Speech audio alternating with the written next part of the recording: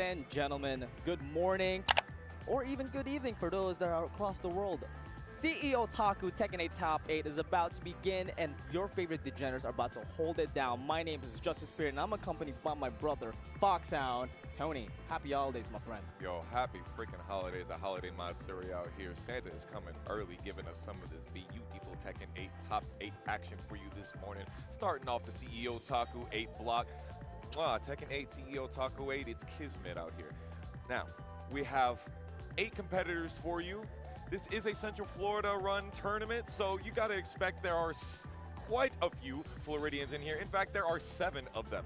However, the top seeded player and the one you see at the very top of this top 8 graphic, Paragon's own JoeCrush, definitely has the ability to completely take over the city. However, he does have the ability, but also our people. You know, we got 7 other Floridians under the side. So technically, this is kind of like defend the South kind of situation. We got JoeCrush and Amby for our very first winter semifinals. And then alongside, we have KingReyJr versus Cube. We got North Florida versus South Florida. And then what we got for Hell's Top 8, Tony? Hell's Top 8, we got Static. He's Florida grown. He's around the map. But we stand our boy Static, 2 Ugly Esports, Static versus Droopy from South Florida, the Kazuya player. That's going to be Kazuya versus XIaoyu. And then in the bottom, oh my God. If you have watched Juicy Game Night a single time in this past year, you have seen this match. Battery versus Dr. M. Dawn versus Faraz. That's going to be Jack-8 versus Shaheen. And this is going to be a nuance upon nuance upon nuance because these guys have played each other so many times. It's going to be nothing but beautiful, good-ass Tekken. And I just got to say, if there's any set that I'm taking a look at, it's that Heaven's Final. You win JoeCrush and KingReyJr. The top 2 winningest TNS NA players are going to end up possibly meeting one another in the first of 3 offline battle. We have been just waiting for this one for so long. And TampaNeverSleeps. We've seen it so many times in TNS, and of course, like, again with Paragon Online, so many online tournaments where you see those 2 titans clash. But we finally get to see it offline, and most likely there's a possibility it could be like what you said with Heaven's Final, could be a 3 out of 5. Yeah. It could even be a loser's final with another 3 out of 5. You will never know, right? Because lately, I don't know what's with these players lately, but they've been playing with something else, like a whole different skill level. With they just raised the ceiling, honestly. Yeah. Like they've been so confident. Yeah, Florida has definitely grown so much. Tekken 8 has given us such a resurgence in our community. Not to say that we were splintered, but you know, COVID times made it a little bit difficult for us to connect, and we made sure to connect together. And we found some cool new school people to be in here. Dr. M has showed out here, but used to live up in Boston but came down from Florida. We're drafting everybody out here in Florida to be able to just show we got shooters all the time. They want to be on the Florida team. Yo, talking about drafting players, so shout out to Spirojin, by the way. Shout out to our boy Spirojin. He's in the Panhandle, so he's still Florida, retired or whatnot. But yeah, we need Coach Spirojin back though. Honestly, just that smile. We talked a long time ago about who has the best smile in the FGC. Spirit one of them. You said Sour Piggy. I said Sour Piggy. And I said Dragon Slayer. Yeah. But Spirojin, that smile, oh my God, bro. We got a lot of good-looking players, like, to be honest. Tekken's got drip. We got Just the Spirit, you know. I don't know about that. Don't add that. We got Fox. Are you kidding me? This is the K9 so fine. Come on, brother. So our first matchup is going to have JoeCrush, you heard it, versus Amby, a.k.a. Andy, the Devil Jin player. Now, we don't see a lot of JoeCrush playing versus Devil Jin players out there. That you see Toro in TNS quite a lot. I think Raccoon started to play Devil Jin for a little while before he focused on Kazuya. Kazuya, then Heihachi, or Rakachi. Oh, Rakachi has been such a wave. Rakachi is based. But yeah, it's what you said with Toro. I feel like Toro is like the only consistent Devil Jin that's been like competing all throughout these online tournaments. But the population for Devil Jin just itself is just decreasingly like consistent. Well, you added Heihachi. Yeah. You added another Mishima that gave a different flavor, and a lot of Devil Jin players switched. Heisei from Central Florida, who was in our bracket yesterday, he He also switched over to the Heihachi, but it's definitely not happening right here. We got Devil Jin versus Jack-8. Tekken 8 for CEOtaku 8. Are you ready? Let's get this going. Devil Jin versus Jack-8 coming in here with Fallen Destiny for our first ever Heavens semis. And we're starting off in the Fallen Destiny right here. Weird walls could make some good Oki for the Devil Jin player if he is able to get them. Yeah, first thing, immediately Amby goes with the Heat Engager Demon Paw. The JoeCrush immediately absorbs the damage and kicks him out of there, and now engage for both of them. I don't know if I would rather get hit by the wind-up punch or block it. It's scary. Joe trying to push Amby on the way over there. He doesn't get the right punish, but he does push himself away from the wall. Yeah, both of them are extinguished of heat. Amby immediately goes for the Morning Crow 2-2 and now playing the patient game. Nicely done for the punch with the flash combo. That's very scary because if you show that you want to jab after that string, JoeCrush will kill you for it. Get it? Ooh. What a combo to end off round one. That was spicy. Man, Amby throwing the chains out early.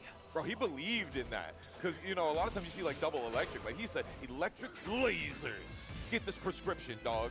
Yeah, you may be a robot, but these lasers will do damage to you. Oh my god! Up forward 1 into the guaranteed Morning Crow 2-2, and Amby, just like that, gets himself the Heat Engager and has a pretty good definition of the pacing, because yet again, he gets another Morning Crow 2-2. Bro, yeah, sidestep 2 from Jack is extremely long on the whip punish recovery. Oh my god, the wall jump. That is that JoeCrush madness, the Mogger himself. You can expect it. There's so many JoeCrush specials out of there, but Amby throwing out the Devil Jin special with the special get-up kick, but unfortunately drops the combo. JoeCrush has the chance to make the retaliation back, but Amby closes it out with the flash combo 1-1-2. We tried to hit him with the rail gun right there. Amby wasn't having none of it. No punish on the down 4-1-2-2. Nice chip out of there with the wall standing 2 into the spike, and now JoeCrush on the driver's seat for this round, able to duck the first 1-1 and able to get the wall standing 2 punish, putting Amby to the wall. He showed how much Amby is relying on that 1-1 for that hit confirm right there, and that big dog, 18-second perfect right there, huge momentum for the Mugger. Yes, Amby actually tried to make a huge call out with the up 4 Samsar, thinking JoeCrush was going to go for the pulverizer, but Amby tried to get that reset coming into round 4. Notice the keep out that Amby's trying to go for here. He's not trying to deal with JoeCrush up close. Unfortunate mistiming on the punish. Yeah, he had that bait. He definitely knew that it was coming. Oh, the body press, the wind up punch. And this is not even with the back to the wall, just straight in the open. He knew he was going to hold back. Amby looking like in a tough position right now. Doesn't have rage, no heat as well. This is going to be straight neutral and straight offense. Nice duck and up forward 1 by JoeCrush, and able to put Amby on rage now.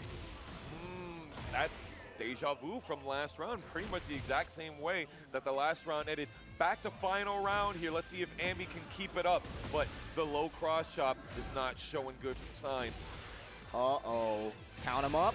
That's 2 of them things. Not a sequence that we expected to see twice. Yes, that is a high. So JoeCrush, because he was recovering low, he didn't get hit by it. There's a Demon Paw, though. Turning on that propane. This is definitely a huge tide here. JoeCrush trying to put the pressure back on, but Amby says no with the armor. Got great armor right there. He does still have the heat dash available. He runs it, tries to go for the stomp, gets him off the Morning Crow. JoeCrush trying for some throws, nothing doing. Amby back in the driver's seat, putting JoeCrush on rage, and now JoeCrush trying to go for the special, but Amby is not ducking with the magic pixel and the dream, but the dream does not happen. Amby securing the first game. Now, you know what they say. The first game is free out here. JoeCrush is definitely catching on to a couple of Amby's tendencies, but Amby has really been mixing it up. I saw range 0 chain of fate, very unorthodox, and I think that's how you have to play in these situations. You have to play how your opponent could never expect. Yeah, putting full belief into your character, into the possibility of your offense, pushing JoeCrush into the wall. Now, this is obviously going to change now because we are now in Yakushima, and the spacing is quite larger than Fallen Destiny.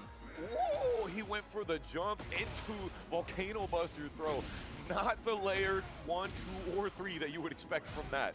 Lost frames coming in for Joe, and immediately Amby on rage, but has a lot of great help. But can he find a vitality? No. JoeCrush closes it down with some perfects. The immediate 19-second pulverizer perfect is crazy.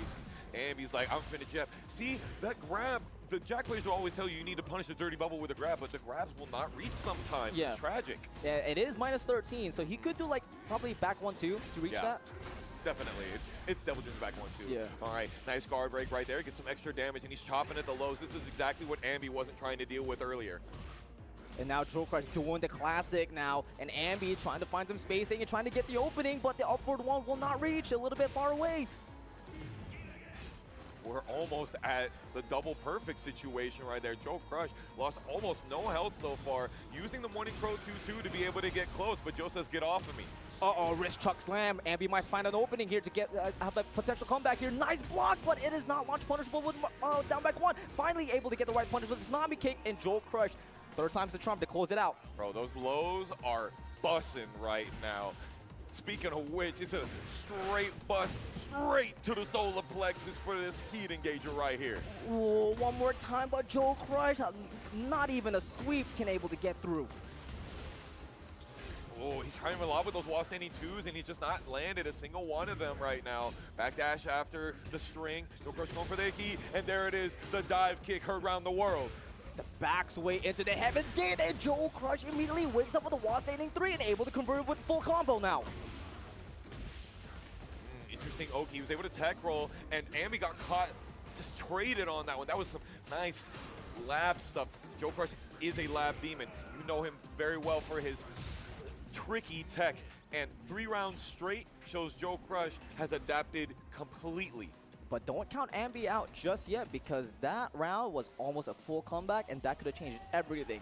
Game 3, final game, both of them are on the same level and the same pacing. Who's going to take the lead here first? It definitely feels that momentum carries from round to round in Tekken 8, perhaps more than it did in Tekken 7. You just got to get that big momentum swing and get the pendulum back in your favor. Let's see what Amby can do to make that happen. Switching the sides immediately for breaking the grab, and JoeCrush, first time fully extending the string for the pulverizer, but the back 1-2 will not reach the plasma bubble. Because he didn't block it, it whipped. Yo, programmed uppercut immediately with the JavaScript, waking you up. Get over there on that wall, take it all. Rah! Man, programmed uppercut for sure, because that was a bait and he took it. All right, we definitely breaking those. Beautiful punish on the forward 2. That is exactly what you need to do to stop these Jack players from throwing it out. And now JoeCrush is really throwing the grab game now, but Amby is telling him to get off of him, and now starts off with the heat, but it's a cancel, and JoeCrush realizes and punishes him. Amby knew he had the wrong distance for it, so damned if you do, damned if you don't on that one. Again with the lows, the full crouch down back 1, down to one of the longest range down jabs in the game.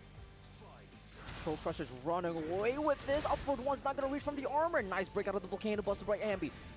He's going to try to find an opening, but JoeCrush is just building up this wall. No! You knew he was going to do that. You knew he needed to do that, Amby. I'm sorry, but he saw that coming from round 1 of game 1, and you fell for it. Get railed on, son. 10-framer, that's the gamer. Well, that's all she wrote. JoeCrush just turned it up to a whole different level. Jack-8? No, man, Joe-8s. Bro, down jab. Every time you see the Don Quixote coming at you, you down jab. Every time. Do not get caught out like this. Do not become Joe's newest Twitter clip. Please. Amby, I'm so sorry, but my man was caught. You might have gotten put into a highlight reel. I don't know. But definitely not the way that you want to end winter semis. However, of course, you were in winter side, so we get the opportunity to see you redeem yourself later on. Next up, yet another winners or heavens semis. North Florida versus South Florida, one of our many favorites. KingReyJr representing a rare side versus Kazuya's own Cube. Now we saw Cube yesterday throwing up an amazing matches. Great patience, and I think right now what's going to carry on Cube is his sidestep electric is going to be a huge factor, especially with Asuka's weak side, aka right? And Cube is so damn good with his sidestep electric, and especially the fact that he knows every combo route, every combo extension, and he knows how to get to that wall fast. Yeah, Cube, I would say his whiff punishment is probably his strongest strength, his boon, more to speak. He's definitely good at being able to keep that spacing really well and set himself up for greatness. But KingReyJr, you know, with that Nani with Gusto, he got the ability to just run you down when he has that install, and you know he will run it. But honestly, when we saw him in top 16 yesterday, he kind of stayed glowing for quite a bit. He wasn't running 1+2s or the 4-4-1+2 mix very often. He just kind of let his opponent kill themselves. And Cube, I think, is going to be more conservative. So I don't think we're going to be seeing that style. I think we're going to see that aggressive KingReyJr that we know and love. Yeah, I think KingReyJr is realizing the threat that he's about to go up against, and Cube's discipline I've seen is like no other Kazuya that I've seen. I think his patience game and knowing when to press after his plus frames is really important, because usually with Kazuya, they like to spam stature kicks, and that leaves you, if I remember correctly, +5. I think it's +4. +4. Yeah. And Cube is that type of person who's like, I'm just going to stature kick and do nothing. I'm just going to sidestep or just keep it neutral. I'm not going to take advantage of it. I'm not going to try to fish like a counter hit down 4-2 afterwards or a forward 4. Cube is that type of player when he knows how to press the brake pedal. I think we see a lot of that in Droopy as well, that too. Honestly. That too. Who we're going to be seeing later on in this bracket. I think I've been seeing a lot more of that conservative Kazuya style of play ever since Keisuke really has shown that it's still a viable opportunity in this game of aggression. Tekken 8 is literally the motto for the game, is to press forward. And I think that defense is still there. You still have the ability to run that. Next up, Asuka, the Aikido master, versus the Mishima-style aficionado Kazuya. Q versus KingReyJr, starting off into the stratosphere. Let's do it.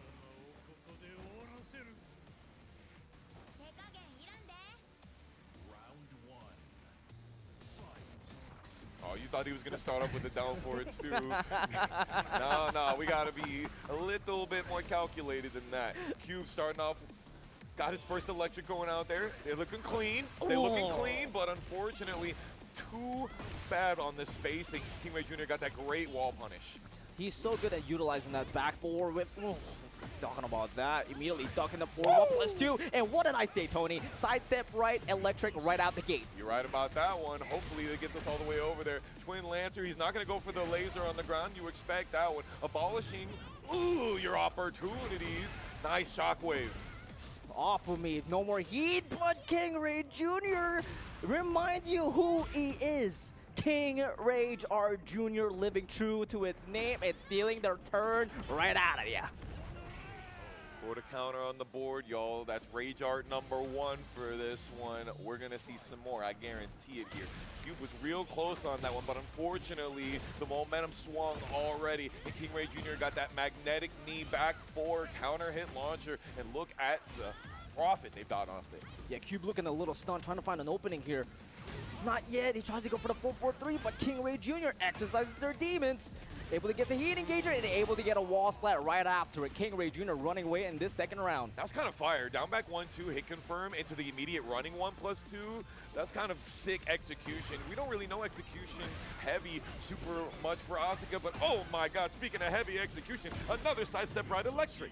Oh, but misses the spike out of the heat burst. But still, it's still on the driver's seat for Cube, but no heat to work with. Flora's Lava still in deck and try to get that additional damage. Trying to push on some plus frame. Beautiful spacing right there. Spends the floor blast. I respect it. Gets over to the wall. Doesn't finish his plate.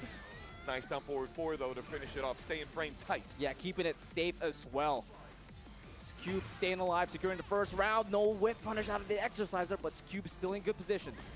I didn't think that it whipped. It was like that. Another back 4 deja vu. Now, your life bar is through. KingReyJr taking you over to that wall.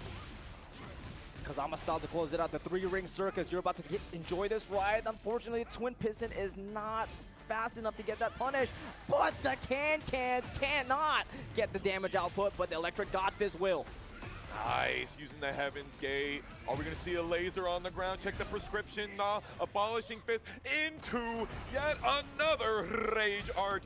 That's 2 for you, but look how low the health is. Now he's gonna get 13 health back for this, so some of that red is gonna disappear, but Cube is now enraged. But KingReyJr. actually has the life lead now. Heat is extinguished. He's able to get an opening on a down back 1, but didn't believe, but his stature kick will do the job. We're now in a final round situation in game 1. Yeah, that was a scary one. Yes, sir. Stomping on the toes off the destabilizer throw. Duels tries to step out of there, but nicely done for KingReyJr. to use down forward 1 to track the right. Oh my god, that was so close. Ooh, nice usage of the forward 4, okay. Doesn't get the whip punish from the side step 2, that's tragic, but he keeps it up. Gets the electric. Weird side wall here. This stage doesn't like to give you good walls, but luckily he uses the can finish it off. Oh, how did that even whiff? Oh, it's not working out, but Cube able to block the ground pound and able to punish it with Tsunami kick. Cube bringing it back from an 0-2 deficit and getting the lead with game 1. He got the hand warmers on him right now, but I'm sure he's feeling nice and heavy and hot with those electrics. Finishing that one out, I bet that felt real good. Hey, especially that 0-2 comeback, you know, when you win, you know, it feels different. It feels real different. You're 100% right about that. Secluded training ground coming up. Lots of walls we're about to see get broken. If these walls could talk, they say, please help me, KingReyJr, please. At least they're not explosions. Uh-oh, pressing? No, sir. There you go. Get another head of the cans on the wall. A little taste of your own medicine. Low heat smash. Look at all the damage. Immediately on rage, and Junior realizes that activate heat to try to get that health back. But Cube is just dishing out these offense like it's nothing. He's using a great option after that string. KingReyJr. touching the toes a couple of times in a row. Nanawa Gusto is gone and immediately goes for the Sabaki. You've seen it multiple times. I felt it. And Junior, just like that, putting Cube on the magic pixel and closes it out with the classic 3-ring circus high to the low. That cheeky round ender. Yeah, the down 4-2 into Sabaki is a hood classic out here in Florida. We know it very well. Dang, the down 1+2 would have worked there too. But KingReyJr. sent it anyway. Nice full 4-3. Docking? Oh, you duck when you should have goose, son. Uh-oh. Uh-oh, here comes the Hell Sweep. Doesn't reward himself with the wall splat, but KingReyJr. spring kicks out of there. Did not get away from the wall, but able to get an opening as well from the Arc Blast, and Cube is looking in trouble. He's definitely showing off his inner strength right here. Sheesh, 4-4-2. Heat dashing you all the way over there. No walls broken just yet. Thank you very much. Cube, can you do it again? Down 0-2. Not ducking that time. Arc Blast will not catch the first blood. Okay, big abolishing fist getting punished. And this time, Cube finally ducks for the low after the destabilizer. That's exactly what KingReyJr. was looking for. Kickers to the curb. Cube down 50%, but he gets caught ducking us again from the winner energy. And Junior able to optimize it and still get the wall split, but unfortunately unable to get the wall break. And Cube has a chance to bring this comeback in, has all the resources, and has the mentality as well. Able to break the grab, able to find the opening from the electric office. Yes, that's exactly what I want. Heat burst to get the realignment. Spike because he wasn't sure about it. Steel pedaling, get the counter hit. Can on it one more game. You have so much heat. Make sure to use it. That's right. Touch your head to the streets. He's doing it. He's doing it. He's still alive. The heartbeat is still working. And he's able to get the counter hit down 4-2 finally. Get over to that wall. Take the wall combo. Okay, no, he breaks the wall. Spike for him. Uh-oh. Junior bringing out the down 1+2 now. Catching Cube, activating the shockwave, but it doesn't get absorbed. Oh, the got your nose string into the inner strength. Unfortunate. That's going to finish it off for Cube. However, he still can bring it back. Bro, he is able to capitalize on his mistake optimization so well. Dude, that last combo, and it's just like, when you get that surge of electricity on getting the combo starter, especially with the electric, Cube just turns into something else. Yeah. I kid you not. Like, all of a sudden, you are in a shuffle after one hit by Cube. It's something that Tekken 8 has taught us, really. You really have so many different resources, so many different avenues to be able to make sure that you maximize your opportunity cost, and these guys have clearly learned that lesson. And what is the move for Cube now? Taking a little breather here, trying to get some tactics here. The one thing that we've seen that's different from Junior now, Junior's becoming a little bit more free when it comes to these Sabakis. You didn't really see that yesterday No. or from the first game against Cube, but now he's becoming a little bit more freely and also utilizing down 1+2 a lot. He is definitely seeing a lot of the down 1+2s, a lot of the big lows we've seen. We've only seen one of those Sabakis, so maybe it's one of those situations where you show it once and you never have to do it ever again because they're going to be afraid of it after that. I'm not sure. I didn't even know we were still in the stage select. I thought this man literally just the lost screen. Get ready for the next battle. Ooh, Arena. This is not the stage that I was looking for Cube. You get the light version. Yeah, yeah, it's gonna be live, hella live. This is KingReyJr's one of his favorite stages. He knows all of the combos on this one, but also I think it's got some pretty good combo length for Kazuya as well. Oh, I believed. Gets the home and catches Cube, step in, and Cube tries to go for a sidestep right electric, but unfortunately only able to get the down jab. Oh man, that down forward 2 was good. He said, I didn't get my launcher, you're gonna try to move afterwards? Let me get one for you though, for the one time. Cube look at is the playing a little spacing, bro. patient, but Junior activating the heat, a little bit of intimidation, and able to get that exerciser heat dash and closing it out with a down back 3. The enchanted circle, that was certainly some magic to finish off Cube. Oh, immediately with the mid, go for more of those patricide fists. Sheesh, the elbow though. Yeah, I got a mid for you. Mine's better. It's definitely Way not better. mid, it's definitely top tier mid. Does not press out of the 3-ring circus, and Cube trying to get that flash combo punish, but Junior still safe out of it. Nice. He's definitely continuing to use the electric, one of his strongest tools, but KingReyJr is just not feeling the pressure, and he's staying so composed. Oh man, he's definitely composed because he's making these music with these counter hits. It's just like that. Junior, 1 round away to go to Heaven's Final. Oh, I thought he was going for the low sweep after that one. There you go. Both of them sidestepping at the same time. KingReyJr getting the can to be able to get the counter hit, and already Fitty. Uh-oh. Uh-oh. And it continues to go down. Cube looking in trouble, finally utilizing the Hell Sweep, but Junior will not duck the second time. Or will do the third time and punishes it perfectly with a wall setting 3+4. Junior activating the insurance policy and close it out with the Heat Smash. And just like that, Heaven's Final, we just got ourselves a classic. Bro, that was 2 combos to finish that game off on Cube. He was being so patient, so careful with his spacing, and very good usage of the electric. Most of those electrics did not whip. Most of them got blocked, right? So he had correct spacing very, very often, but he just could not open up KingReyJr. Eventually, he was just like, I'm just not afraid of this. You're going to have to do something to me after you make me block one of these electrics, and it just didn't happen. And there was just a good amount of times where he closed out the range a lot, but he was really playing it safer than So I've ever safe. thought. First things first, he goes like 4-4-2, blocked. Okay, yep, that's fine.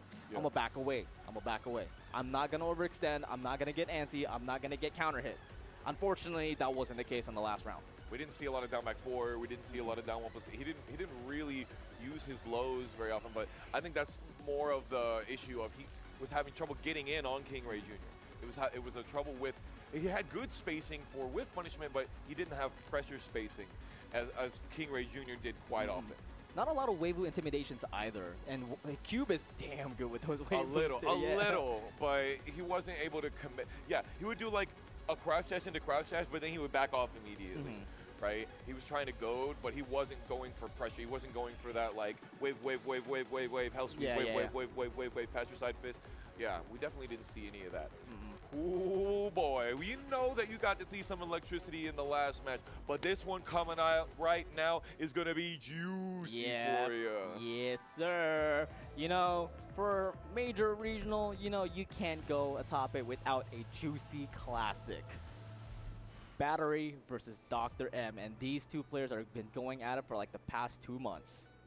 Trying to get that more first than place. that, bro. More than that. Ridiculously long. They've traded secondaries off with each other. One of them goes to pick, or Battery started playing Asuka for a little while, so Dr. M started playing Brian for a little while, and they're having fun with the game together and competing so bullheadedly. These two have had their horns stocked together like a couple of rams on the mountain for months upon months.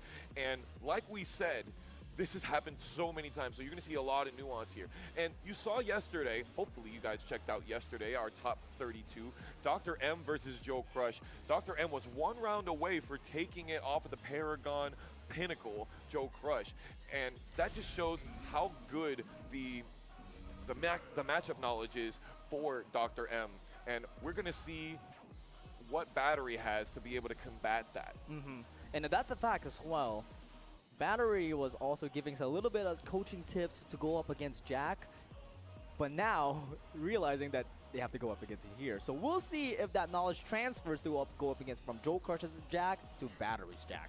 Now I know that Joe and Battery actually had conversations a while ago. I think they did a little bit of theory crafting on lab work and stuff. So I wonder if Joe maybe talked to Battery about something that they saw in Dr. M's gameplay when they were playing with them. Though, Joe had only played them for what, three games, and Battery's been playing them for a month. So, but somebody else could definitely see what you don't see. Nope. And there's always new things to be discovered, especially in Tekken 8. Right, here we are on Sanctum. Sanctimonious Hell's round 1. Loser is out of here. Starting off with the small stuff as we expected.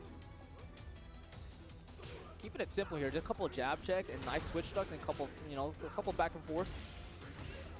And here comes the pulverizer pressure by Battery, but immediately stops. And Dr. M immediately tries to backdash, especially after the plasma bubble. Uh-oh, that's not punishable.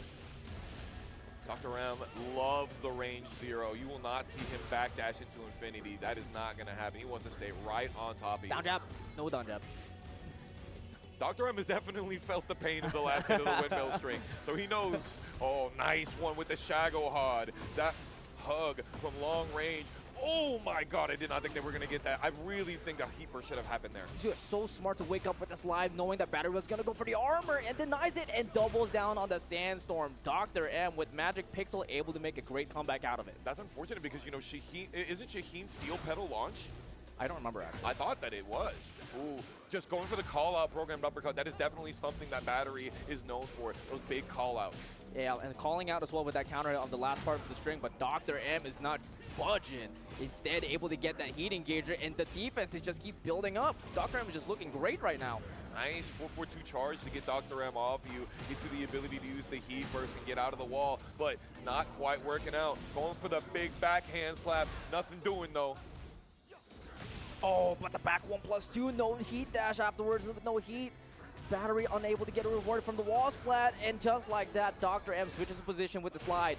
Huge whiff, and then the ankle stomper right there. I hope you're wearing steel toe boots to be able to meet this man's steel toes. Oh man, but you might need a helmet after that orbital, but Dr. M drops the combo and still throws the tried and true slides. Punish under the bear hug. Yeah, again, these big call-outs from Battery. Just have to, because Dr. M is pulling that small Tekken so well, but he's on the wall now. The low wall split, unfortunately unable to get more damage out of it, but Dr. M able to unfortunately get the back wall splat with the big boot from Battery, and Battery staying alive here. That was perfect for that side wall splat. I definitely did not think we were getting all of the hits of the wall combo, but that's exactly what they got and exactly what they needed. Slide-do. Battery is unfortunately not able to react to that, but able to get the armor and get the guaranteed damage out of the roll with punch. And notice Dr. M staying on the ground. Battery is like, get off of there. But the big low parry, thinking that Battery is going to go for some more lows and succeeding in that. Already Dr. M got him on the wall, but it was too long range for the down forward 2 to hit. And that was the right punish as well. Spring kick is launched, but speaking of launch, Dr. M gets sent up in the sky with this wall standing one by Battery. This is going to be a kill, right? No, I don't think I take so. that back. I take that back. I thought maybe we would see a heat burst into some longer combo. Maybe could have hit a wall, but it was definitely tough. This is the safe option. Oh, what? never mind. What? I think we just lost Will this kill.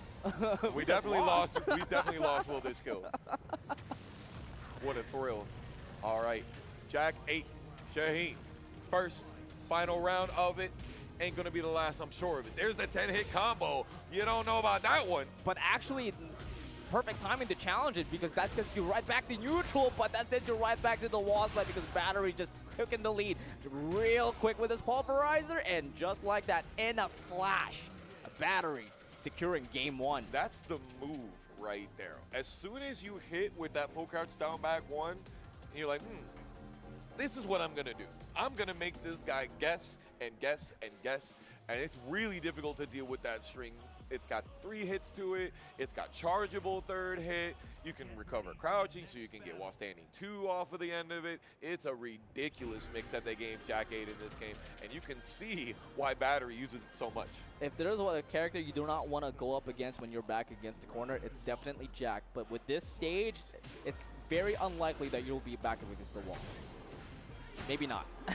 Yeah, with Shaheen's wall carry, it is possible. We could be surfing on over to that other side right there. These big ducks into the orbital.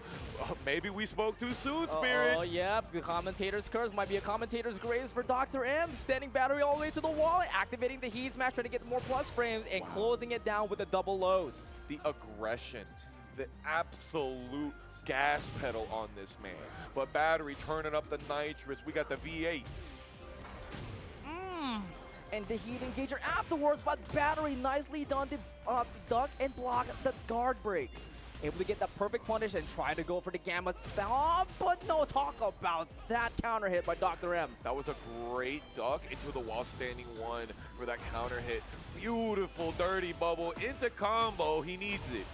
A little bit too late for Dr. M's patient because he could have gotten away scot-free, but he jabbed out of it, and Battery opts to go for the Rage Art and takes away all the great health from Dr. M.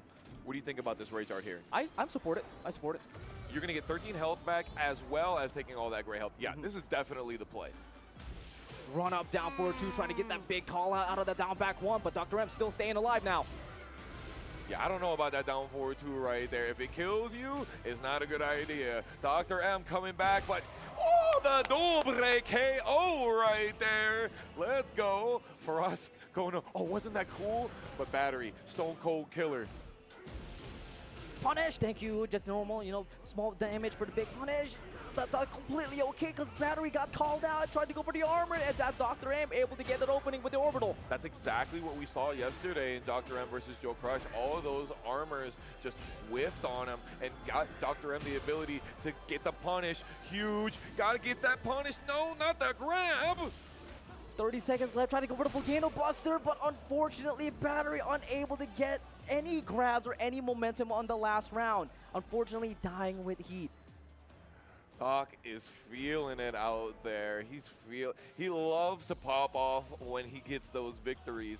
And you know, we're seeing a lot more of the lows than he usually does. He usually doesn't pull out down 3. Man. Hey, Dr. M, stop shaking. Lock in, man. Come on, let's go. Bro, I know you wasn't shaking like that in your last oral surgery that you was performing, Doc. Now, hey, lock in, bro. He's a literal literal doctor. He's a literal dentist. I know. Listen, we're finna do some surgery out here right now. Get the scalpel ready. Oh, we're piecing Battery up. All the way to the wall, unfortunately unable to get the right wall splat, so Dr. M unable to extend the combo, but speaking of which, Battery able to dish the damage right out, but I believed in that heat burst. I did, so did I. Oh, the long range. Bro, we've seen that interaction too many times as well. Into the 1, moving forward. That's right, push him to the wall. Nice duck out of the big boot, but unable to get a big punish out of it. Nice patience as well for Dr. M, not overextending out of the counter hit. The wall standing 2-4 punish. Use the Cossack. Sit down, not blocking low. That right there is, if you don't block this, I will die. Yep. That, like, personified. Unfortunate. It had to come to that. Oh, run up, instant switch duck out of the forward 2, and Dr. M able to scout that perfectly, and it punishes it, putting Battery up against the wall, and here comes the guard break and dishing out more insult to the injury. Nice throw to be able to break the side, but he's able to break even the shotgun. 21-second, perfect. Dr. M is cooking right now. Equalizes the round count on final game, but Battery able to get that shadow hug right out the gate from the Perverse Blood. Dr. M about to talk with the people here back against the wall. Notice again, not using the heat burst when they see that first wall splat. They tried to go for the wall splat combo, couldn't get it though. Dr. M says this is how it's done. Yeah, believed in that, tried to get that tornado flip and dish out more damage. Why is that wall standing 4 whiff? I don't know, but here comes the C planner, and just like that, Battery is 1 round away to eliminate Dr. M. And the down jab to start off very interesting. Definitely wanting to make sure that Dr. M is not in control. And if you've got one character that keeps control, it is Jack-8. It's not looking good for Dr. M right now. Tries to go for the double side of the battery rim, but finally, battery to dock the slide. Oh, he could have tech rolled out of that one right there. It wasn't frame tight. Orbital. Dr. M's going to get quite a bit of this gray life back because of all of the recoverable health from this combo. Tries to go for the on-scale damage and goes for the plus 13 health from the heat dash. Unable to get the whip punish there, but still going for the lows. Using the long stump, delaying. Dr. M trying to go for a slide mix, not gonna get one, and dash up into the flow. And that right there is exactly what needs to get done. We got a final round coming up for you. Faraz looking back at the crowd. You gotta stay locked in. We are in the final round situation. Who is going home and who is advancing? I can't take it, Spirit. I can't. Yep, keep doing it. Got some of that beautiful punish, and they're all the way over at that wall now. Uh-oh, here comes the guard break, and Battery immediately opts out for the heat smash.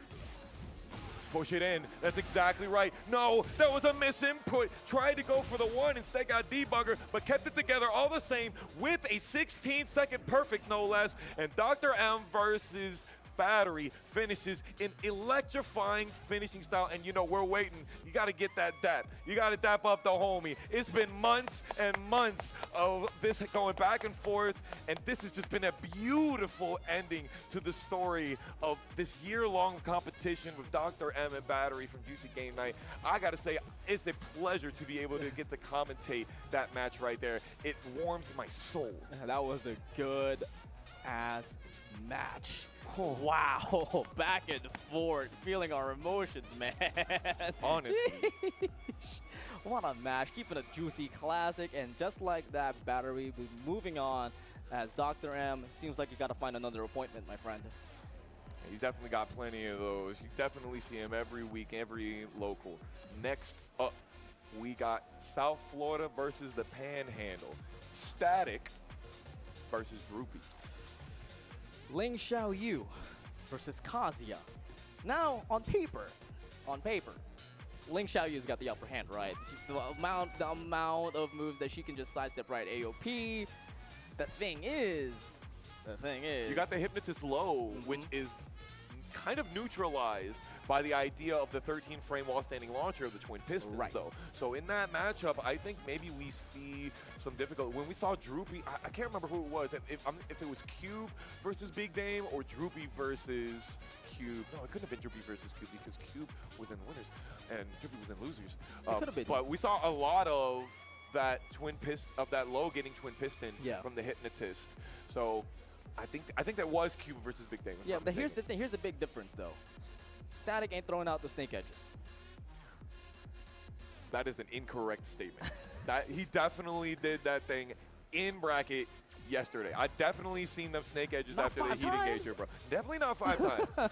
Definitely not 5 times. But it is absolutely a canon event. You got to keep it ready. Now, speaking of ready, my man Droopy, of course, coming with his own chair, dripping with his own. What do you think? That's got kind of a Gucci kind of pattern on the end of it, honestly. You know, that Louis Vuitton kind of swag. What are you talking about? The chair, dog. You don't feel like that's the creme de la creme, the throne of folding chairs right there? That's just an outside chair to me. You said this chair was mid, bro. Why'd you even bring it on my stage? It ain't no Herman Miller, bro. Ain't nobody invading different lands to be able to get that throne, he says. Not on D-Land. Players are getting set up here. Static has been, like what you said earlier, like we're drafting Florida players, but Static is always a heart of Florida, but he's been going out everywhere, Panhandle, ATL, and then back to Florida again. Yeah. This man can't make up his mind.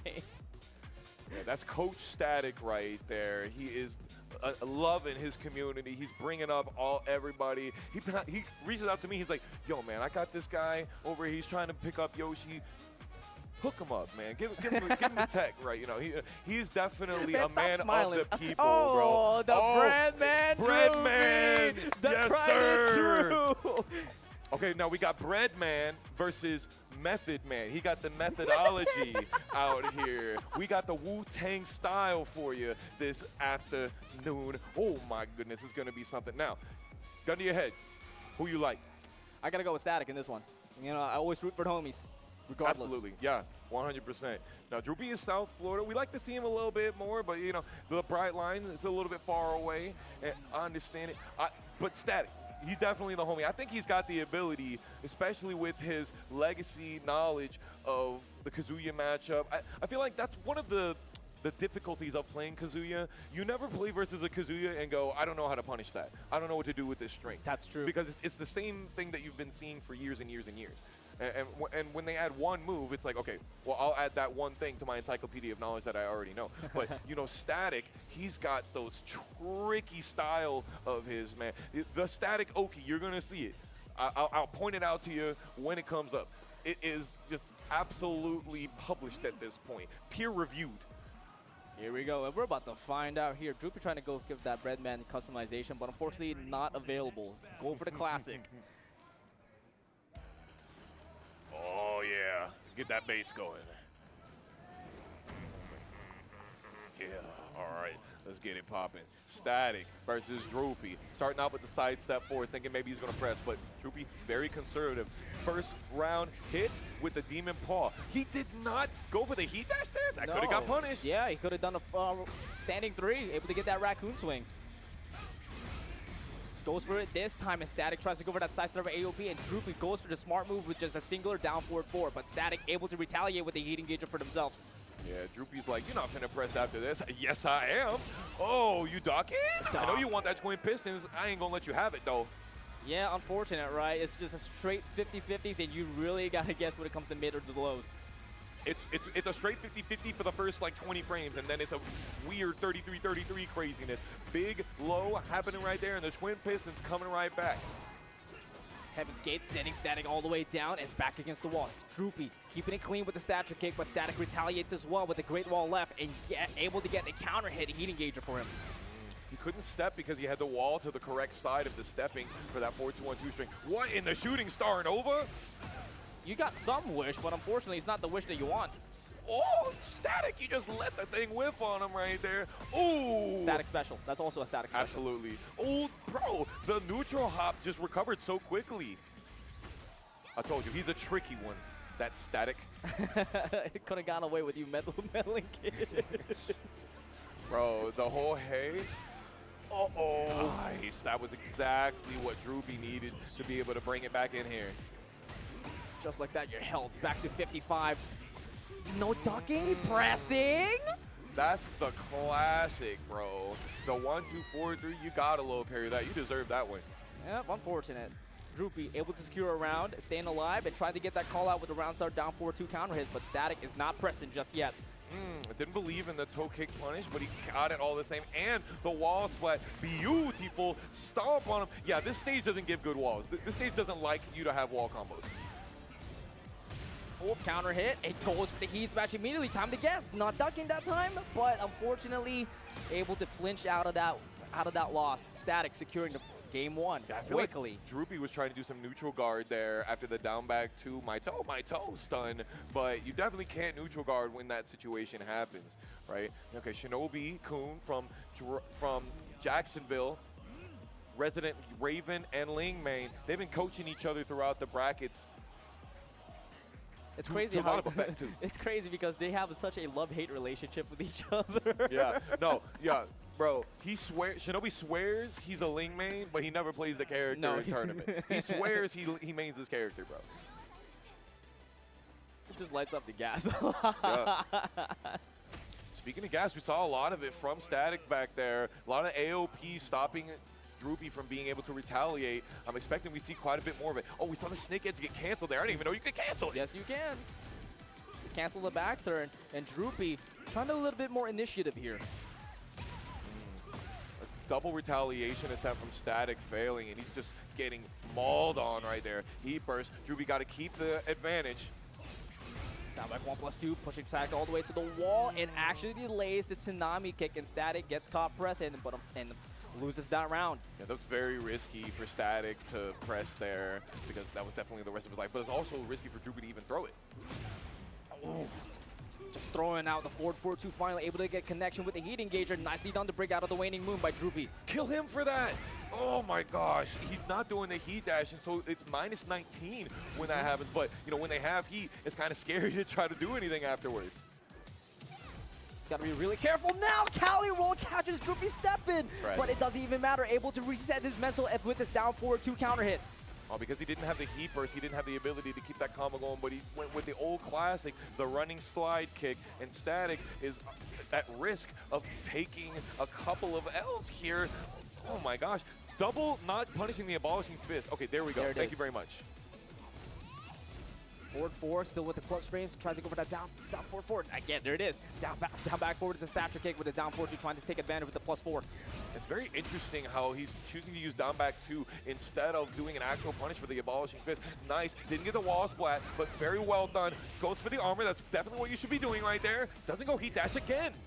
He's really just conserving these heat meters. Goes for the first sweep. Doesn't duck that time, but the forward 4 into the down 4 will secure the job. Droopy staying alive with a no-round Brown in game 2. Yeah, that's a classic right there. Down 4. You know, we don't see too much of the generic down 4 in Tekken 8 anymore. You know, they made it minus 15 on block, and it made people be like, no, I should not be using this move anymore, even though it has decent distance, great tracking, 12-frame startup, 4-frame high crush. Like, it's still a god-tier move, but it feels like you only see it in these niche situations. You'd be forgetting that it even exists. You even forgetting that it's launch. Yeah. There are so many people that just gets away scot-free. Yeah. Me included. All you included, everybody included. Oh, for sure. Yeah, no, we're definitely freed up by that move because, again, people don't use it very much anymore. Ooh, we got the good stuff out here for you. No Clive, but we do have the stage.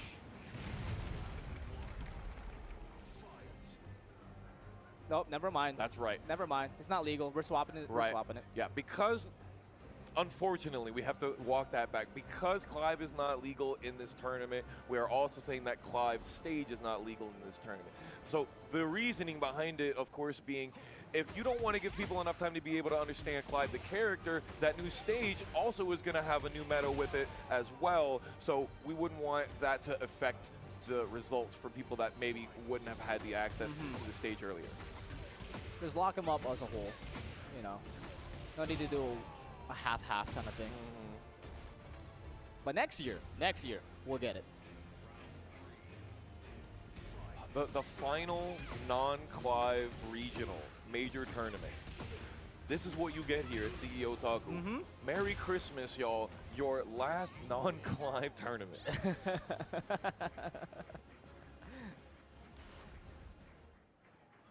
If we had Clive, you know Joe would be playing Clive. Oh right yeah, now. oh you yeah. already I know. think majority of the players would be playing Clive. I think we'd be seeing more Clive I just agree. in general. I agree. All right, though. We're taking it to the celebration on the Seine, taking it to Paris, France. Let's see how it goes for Game 3 of Static versus Droopy.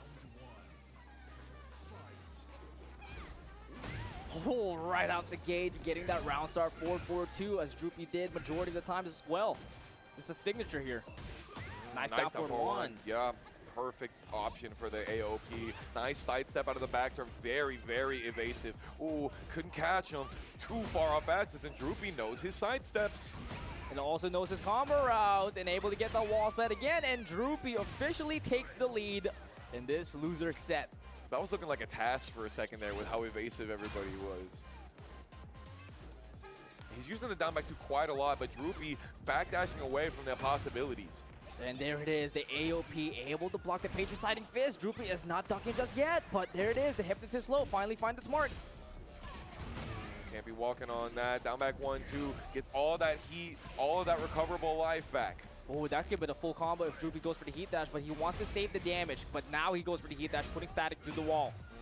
Abolishing fist back 1, whiffing. Static using a couple of those panic moves. Does he live? No. No, that is a huge damage button. The abolishing fist right there. Sheesh. That is unfortunate. Droopy is running away with this. Static's got to make a full 3-round comeback here. But it's not looking pretty. Droopy able to get that counter hit with a down 4-2, but drops the combo, unfortunately. He's catching that Droopy wants to step after these strings and being able to wait and retaliate off of it. Not getting the throw broken. Beautiful. Static needs this next hit. And he's, you know, ask and you shall receive. 1-2-1 with 1 round on the board. Static staying alive here.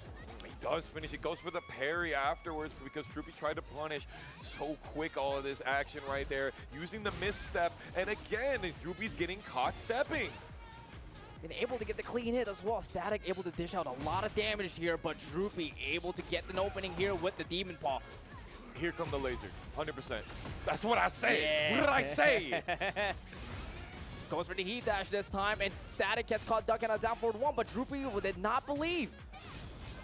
Using the heat smash, definitely the option right here. Goes for the mid, and the sidewall catches. He wasn't sure of it. Goes for the entire back turn throw. Droopy does not punish. And X marks the spot, and here comes the treasure, also known as final round. Static able to bring it all the way back, but can they close it out, or will Droopy send Static home? You got to do it for the Ling Nation in the background. You know, you got Big Dame and Shinobi pulling for you right now. Droopy using all this aggression. It's working out, but Static is able to poke a hole in the offense.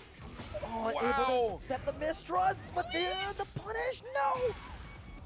That's going to do it right. Oh my God, dropping the combo. Static getting a couple of that back. The Waning Moon. That's going to do exactly what Static needs to bring it back. He's going to be like, that's a damn shame, bro. Tries to go for it again. 1-2-1 challenges the down forward 2, know. and Droopy activates the Rage Art, and he gets hit! Droopy able to find the clutch Rage Art and send Static home! That is a damn shame right there. Static just could not stop having his foot on the gas pedal. And honestly, that was pretty much the only option that Droopy had to be able to get out of that corner situation. But what a crazy ending to that game. Definitely that was not one of the universal endings that Dr. Strange checked out right there. That one was from the outtakes. That was crazy. Outtakes, you know what, that's so good. Put it in the main scene. Yeah. Sheesh. Bro, the ad-libs were crazy. It's like a Ryan Reynolds movie out here. Oh yeah, breaking the fourth wall because he moves on through. Droopy with the clutch of a lifetime to ReyJr. This man was like, he looked at KingReyJr. I was like, I got you. I He's got like, you. that one was for you, King. You blew the kiss too. All right, so we're going on, continuing our loser side run. JoeCrush and KingReyJr. are sitting there in Heaven's Finals. You definitely want to keep your eyes peeled for that one. But next, we got Jack-8 versus Devil Jin. And Battery also, versus Amby. yeah. Now with this being said, we have Battery and Amby for the next side for Hells. On the other side, it's Cube and Droopy. Kazuya mirror match. Only one can go through. Only one can go on. That's good stuff right there. Kazuya mirror matches are like that creme de la creme. That's that pure. You know, you just want to take it straight to the main line kind of stuff, man. That's Tekken at its finest. On the record scale, you got Amby is located in Tampa. We have Central Florida. What's the record here for Battery and Amby? I think Battery has it in the record. If I'm not mistaken, in the last Neon Dreams monthly, they do a bi-weekly, like every 2 weeks monthly. And I believe Battery took that monthly and beat Amby, and Amby made 4th place in that bracket. If I'm not mistaken, I could have my statistics incorrect. Anybody out there in the chat can help me, you know, kind of fine-tune those results right there. But yeah, Battery, I'm pretty sure has the weight of those wins versus Amby. I don't expect Amby to mix it up with another character. No. I expect them to stay Devil Jin. And yeah, we don't have much Devil Jin in Central Florida, so it's very nice that Battery gets to travel and see those different plays. Because honestly, Battery's kind of one of the crown jewels. Hey, the crown jewels. They do be clowning. There's definitely one of our crown jewels of Central Florida, and what we want for them is just all of the opportunity to shine even further. And the Tampa scene has given us so much of that ability. The Jacksonville scene, Atlanta, we sometimes come up to as well. And all we want is to just reach out to everybody, reach out to all the scenes, and make everybody better in our community. Not just Central Florida, but Tekken as a whole for North America. We got to show them we got shooters out here in every corner of the map. And if you think that you guys are just bad enough, and you're like, no, I don't think I'll improve, Battery is a living example. Yeah. I kid you not. Wow, that battery's a sponge, 100%. Battery started out 4 or 5 years ago, was playing Leo, and was just learning a lot, and came out to Juicy Game Night, got bodied. 0-2 for months, 1-2 for months. I was there right next to them with them, but then it the just very beginning. Oh yeah, all they needed to do was just stay on target, stay practicing, stay being intentional. And you see the proof is in the pudding right here. 5th place at Frosty Fausting's top 8, and now guaranteed 5th place already in this bracket. We're trying to break that record though. The curse, will it be broken, or will we keep on living? Into the stratosphere we go. Devil Jin versus Jack-8. Not breaking throws at the beginning of the match is definitely not what you want to show right here. Chooses not to go for the heat engager, goes for the damage instead. Keeping it simple for both of them right now. Oh, Amby with the long range chain, not being able to get punished. Battery has multiple times discussed how that chain is extremely punishable. Overkill throw, doesn't hit the wall, so it doesn't get the extra 5 damage, but 25-second perfect Spirit. 15. No, it was 35. 60 minus 35 is 25. Ah, thank you, math teacher. All right, we got the tornado over on the wall right here. Get the heat burst. No, but that's okay. America resets. Hold That was on. more damage than Oh the my wall god, splat. wait a minute, count it out. No, it drops the combo! But it doesn't even matter because that sets up 2 perfects. 2. 2 perfects back to back. No damage getting on Amby's side right here. The immediate Eyeless Hammer, I respect the hell out of it. You got to try to get the God match in this situation. Devil Twister, really going for the call out? I don't know about that. Oh What my you God. ducking for, Oh my my man? God. What are you ducking for? Get the floor blast. Yes, sir. Frack him. Damn And save. the battery ramp just whips right in front of it, and just like that, the battery is no longer charged up, but Amby extinguishes the heat, trying to find some opening with another Demon Paw, but battery drills him right through. There it goes.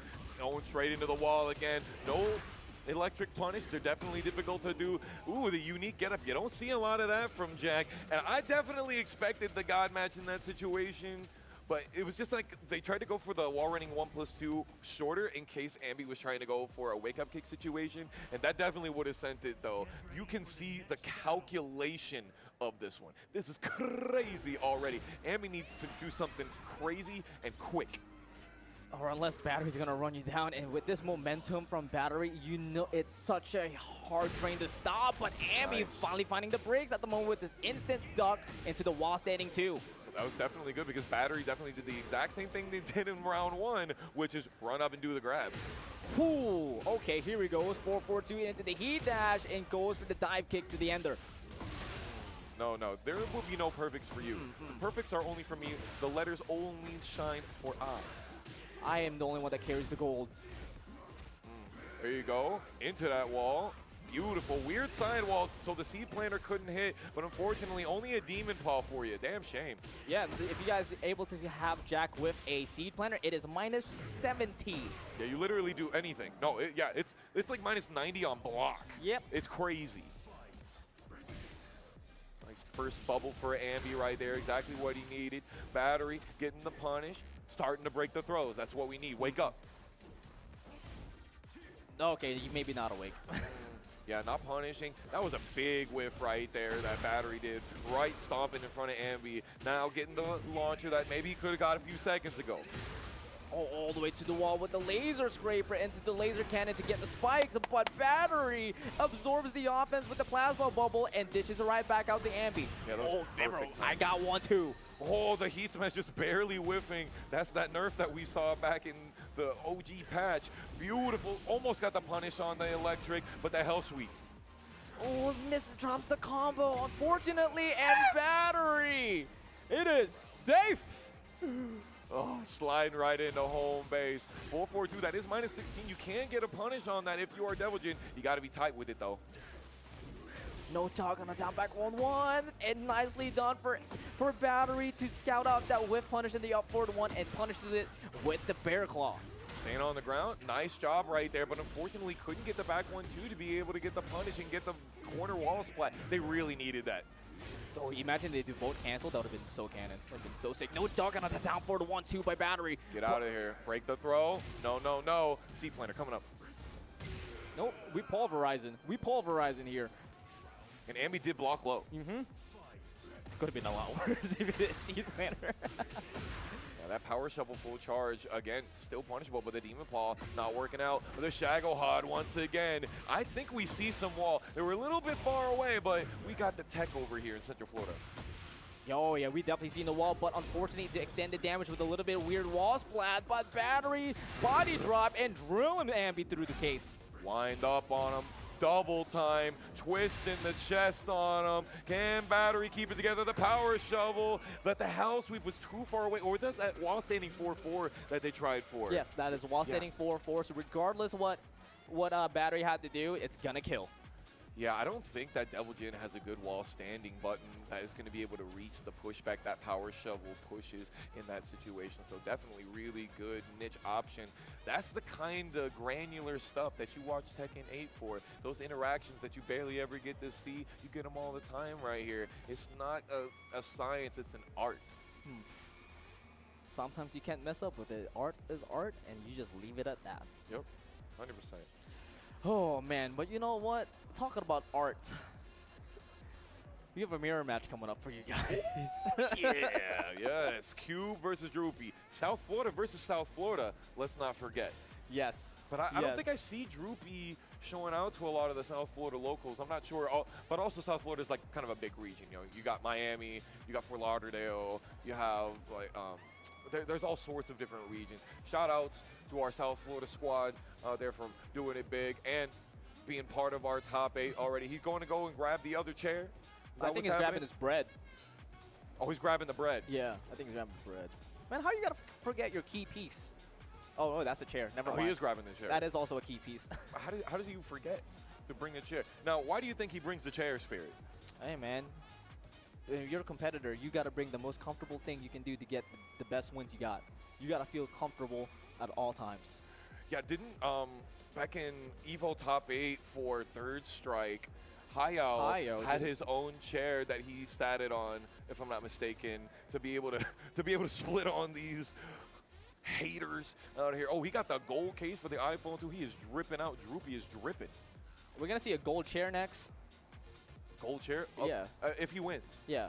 That should be his medal. Yes. The gold chair. We need a photo op of him, Hulk Hogan and somebody with a gold chair. WWE style. Yeah. All right, now Q, hopefully feeling warm now. I know he was working with the hand warmers earlier because his hands were a little bit cold and chilly. Hopefully he was able to warm up over in the stands while he was watching. Now, both of these guys were playing really conservative earlier, although Droopy was definitely turning it up against Static because Static was the aggressor most of the time. So you can't let XIaoyu run the shenanigans on you because you get bodied when that situation is. But who do you think ends up kind of starting that aggression? I think it's going to be Cube. I think Cube's going to be the first one to initiate the aggression and then immediately just fall back to see what kind of options that Droopy's going to do. So the thing is, both of these players, their playstyle is a little bit polarizing, if I would say, from the matches that we've seen. Droopy is definitely not afraid to throw out just, the down back 1+2 and not heat dash. So he's a little bit more fearless as well, and doing these tip ranges punish, especially with the forward 4-2, the hell sweeps, and Cube just wants to be a little bit more analytical with his usage with hell sweeps. Yeah. Usually when Cube likes to use hell sweep, he wants to get the maximum potential damage. Right, like when you're near the wall. Exactly. Yeah. Exactly. Yeah, so I agree with that. I'm looking to see more of that parasite fist, that patricide fist that Droopy was throwing a lot of. I expect quite a bit of the Waivu in each other's faces, but they both seem to really want to hang back. And Droopy loves that down forward too. So I'm sure we're going to see the abolishing fist come into play many times, but I think Cube is here to get that bread. I think he finna take that bread off of this man, off of the bread man. He will take off his cap and put it on him. This is his trophy.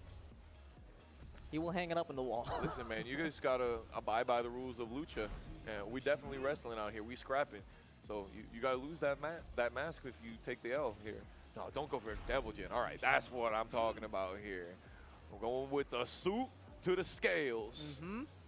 What stage are we on right now? Give me a big stage. Okay. We're really out in the battlefield here in an arena. This is kind of like the battlefield of like Smash has Battlefield. This is Battlefield for Tekken. I definitely think that. Cube on the left with the classic Tekken 7 outfit. Droopy with the default Tekken 8. Whoa! What did I say last time? Sidestep, electric. A huge sidewalk right there. If there's something that you know about the Kazuya matchup, left is the direction that you want to be able to get out of if there's an immediate timing interaction. So the down 1+2 catches Droopy present, unfortunately receiving the loss of the first round. Cube starting it off pretty hot. We see a lot of those raw down 1+2s from Cube. Droopy says, you know what? I forgot that move was a thing. I'm finna do that too. A round start as well, but Cube starting off with game round 2 with the same way as round 1 is, with the electric, all the way to the same wall as well. Oh, what you talking for? What you think I'm going low for? Ooh, big down 4-1-2 call out. Shockwave, and there it is, the tip range whip punish there for Droopy with the hell sweep, and goes for the down back 1+2 heat that, but Cube not having any of it and retaliates with another electric wind god fist. Get him. Back 1-2 doesn't get the wall splat. Uses the down 4-3. That knee into the string. Definitely a win condition right there for Cube. 2 rounds quickly, and 3-4-3 on this round starts electric wind god fist by Cube. Bro, he got the timing. There's nothing else that you can say about it. He just feeling it. Down back to his counter hit and able to get the steel pedal follow-up guaranteed, and another stature kick as well. He's running stature kick in a down 4-2. That's definitely classic stuff right there to be able to get a counter hit launcher. Droopy not punishing the abolishing fish. You can't be letting that happen. Uh-oh. 30 seconds left, and Droopy starts it off with the heat engager with the Demon Paw and catches Cube ducking out of the 4-4-3 and catches him ducking again from the patriotic fist. Weird combo. He wasn't sure about the wall distance right there, even though he had heat. Very interesting. Another hell sweep from Droopy. We've been seeing Droopy throw all the hell sweeps so far. Oh, Cube not punishing the heat. The toe smash is tragic. Just keeping the patience. Droopy trying to build this defense with this wall of electric, and there it is. Another offensive situation by Droopy and able to get the counter hit down 1+2, sending Cube all the way to the wall. Good combo. Exactly the spacing that Droopy was looking for right there. Static expanding him around. Down back 1-2. Using the heat dash to keep it going. And yes, that is absolutely twin pistons punishable. And we got the final round coming. Bringing it all the way back. Final round for game 1. Cube starts off with the first one with a down back 3 and dishes it right back for Droopy. Bro, talk about a ditto. Talk about a mirror match. Back to back on these guys. Droopy trying to push Cube back, but another perfectly timed Demon Paw from Droopy sends Cube out of the map advantage. And now here comes the Vortex by Droopy, has all the confidence that he needs, sending Cube all the way to the wall, and nicely done for Cube to break the stone head grab. Wow. He just knows exactly when to run these. Beautiful, but he could have got something a little bit better, maybe a twin pistons. He saw forward 4 into down 4 happen in a previous set. Clearly he was out in those streets, in the seats, but he wasn't able to get the maximization on the punish. He really needed that to come back. I just thought of something. Okay. Did we say North versus South Florida? No. We said South Florida versus South Florida. Okay, I was going to say, I was like, wait a minute. Yeah. Wait a minute. But yeah, if anything, there could be some records here. You know, a little bit, maybe some local battles. Right. I'm not sure. You know, I try to keep my eyes as much as I can on these scenes, especially in Florida. But I don't think that I see these two play each other very often. It's a little bit more sporadic. Now, we've seen this before. We've seen him simultaneously need to warm up and ice out. Cube, that is.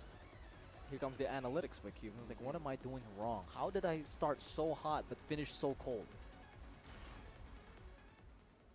Droopy the hell sweeps have hit 100% of the time from Droopy. Oh, yeah. He's thinking, maybe I need some of that. Maybe I need some more pressure. Maybe I need some more parasite fist like he's doing. But the Electrics have just been doing so well on the call-out timings. Maybe use a little bit more homing moves as well, trying to see if it catches how many back times. four? Back 4. While standing 4 itself, just to see if he can if he's stepping to the right. Yeah, you just do wall standing 4 and people will go, all right, hold on. If I block this thing, I can get a launcher. All right, So let's see.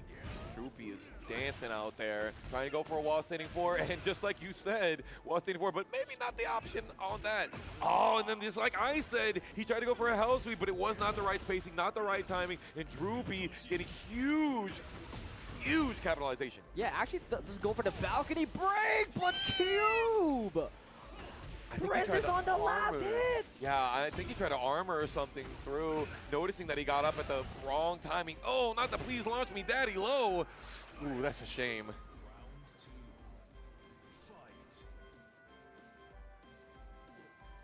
Keeping it simple, but Droopy again with these houses is what you were saying. Another great punish. Droopy is just in the driver's seat 100%. Dude, these patriotic fists is just catching Get Cube. him. Ducking, but finally using the right timing to duck this time. Oh man, that's a classic combo right there. I Great completely forgot jab about that. to be able to get that. And unfortunately, Droopy, Kevin sending it right back at him right now and just saying, you know what? I know you want this reward from this hell sweep right now. You can't have it. He's just carrying this momentum from the last game, from the comeback. And Cube, now it's your turn. Can you finish this time? Down back 4 into counter hit, but they trade. That's crazy pressing on the down back 4 versus Kazuya. That's crazy work. He tries to sidestep. He's not able to get out of the hell sweep. He tried for it again. You know he was trying to go for that Twitter clip. Yes, I will do it again kind of style. He got 2 rounds to play with, so why not? Doesn't go for any... He doesn't have heat. compensation? He tried to go for heat burst, but he uses heat burst button, and there is no heat. You can't do it. Nice option right there, because a lot of times they'll do double power crush, which is exactly what Droopy went for. Cube taken back, and Droopy losing off his own hubris. Staying alive here. Oh, man. Wave into instant wall standing 2. That's what we like to see out here. We execute, get Droopy executed out here. We need a final round. Oh, yeah, but Droopy doesn't want. He wants to finish this. The patriotic fist able to get a follow-up combo with a down forward 1. No, he's going to be able to break the wall. No, the wall was glowing. I thought he was going to be able to get a wall break right there, but the low heat smash finishes it off, and the frame 1 dap on the end of it for the good games, saying, you got it, bro. I felt it. I saw you hit me with 3 house sweeps in a row. I got the 4th one. You might give me 3 times, but 4 times? No, sir. No. But you know what? 4 times is where the minimum of where I'll be staying here, because Droopy just secured a minimum of a top 4 placing, because that sets up a run back. Battery versus Droopy on Hell semis. Did Battery get sent to losers by Droopy? If I remember correctly, yes. Oh, I missed that. Okay, that's true. Yeah. That's true. Yeah, that's definitely right. Ooh, I'm excited for that. Now, Battery doesn't get to play a lot of Kazuya players in our locals right now. We got a couple of people that dabble in the Mishimas, but not a lot of like aficionados. Cube plays with us every once in a while, but we don't get a lot of long set play, so it's going to be really interesting to see that one. Back to CEOtaku, not grand finals. It feels like a grand It finals. feels like a grand finals, but this is a winners finals that we know and love deep in our soul for TNS. JoeCrush versus KingReyJr. We've seen so many times online, and I'm just so excited to be able to get to see it offline, because even when we watch a lot of these NA regionals and these master level tournaments, we don't really get to see them play. It's really crazy how they just don't end up playing versus each other very much offline, and getting it to do it on our home turf right now, it's beautiful. Defend the South. KingReyJr's got to defend the South from the Texan Invader, but you know what? I'm okay with it, because this match is about to be a hell of a banger. So the Paragon Paradigm himself, JoeCrush versus the rarest from the rare side squad, KingReyJr. I gotta expect that we get nothing less than 5 games, man. It's got to go back and forth. These guys are entertainers of the highest quality. They wouldn't leave us with a 3 games James. We need all 5 of them. I need nothing but the maximum amount of Tekken happening this evening. I need nothing more than all of it. You calling game 10? A game 10. No, we're not even in grand finals or losers finals or anything like that to be talking about a reset you know kind of what thing. about this? We're talking about game 15 yeah, at that I was point. gonna say, are we talking game 15? Hey man, you know, the more the merrier, I say, and it's a merry time of year at Holiday Matsuri. So I think it's just I think it's canon. I think it should be. All right, here we go. We're gonna start it off hot here with our winners final. Oh man, it's happening. It is actually happening. JoeCrush, KingReyJr, offline, CEOtaku. Let's get this going. We skidding in there on the bikes, seeing who's going to get that first balcony break right there. Wall is going to be extremely important for both of these characters. Nice step out of the right, just evading all the options by JoeCrush right now. Ooh, what a crazy interaction right there. KingRey doesn't try to break the bubble, tries to go for a homing option or a tracking option. Joe steps it with Jack, crazy. Now has KingReyJr on the ropes with his back to the board.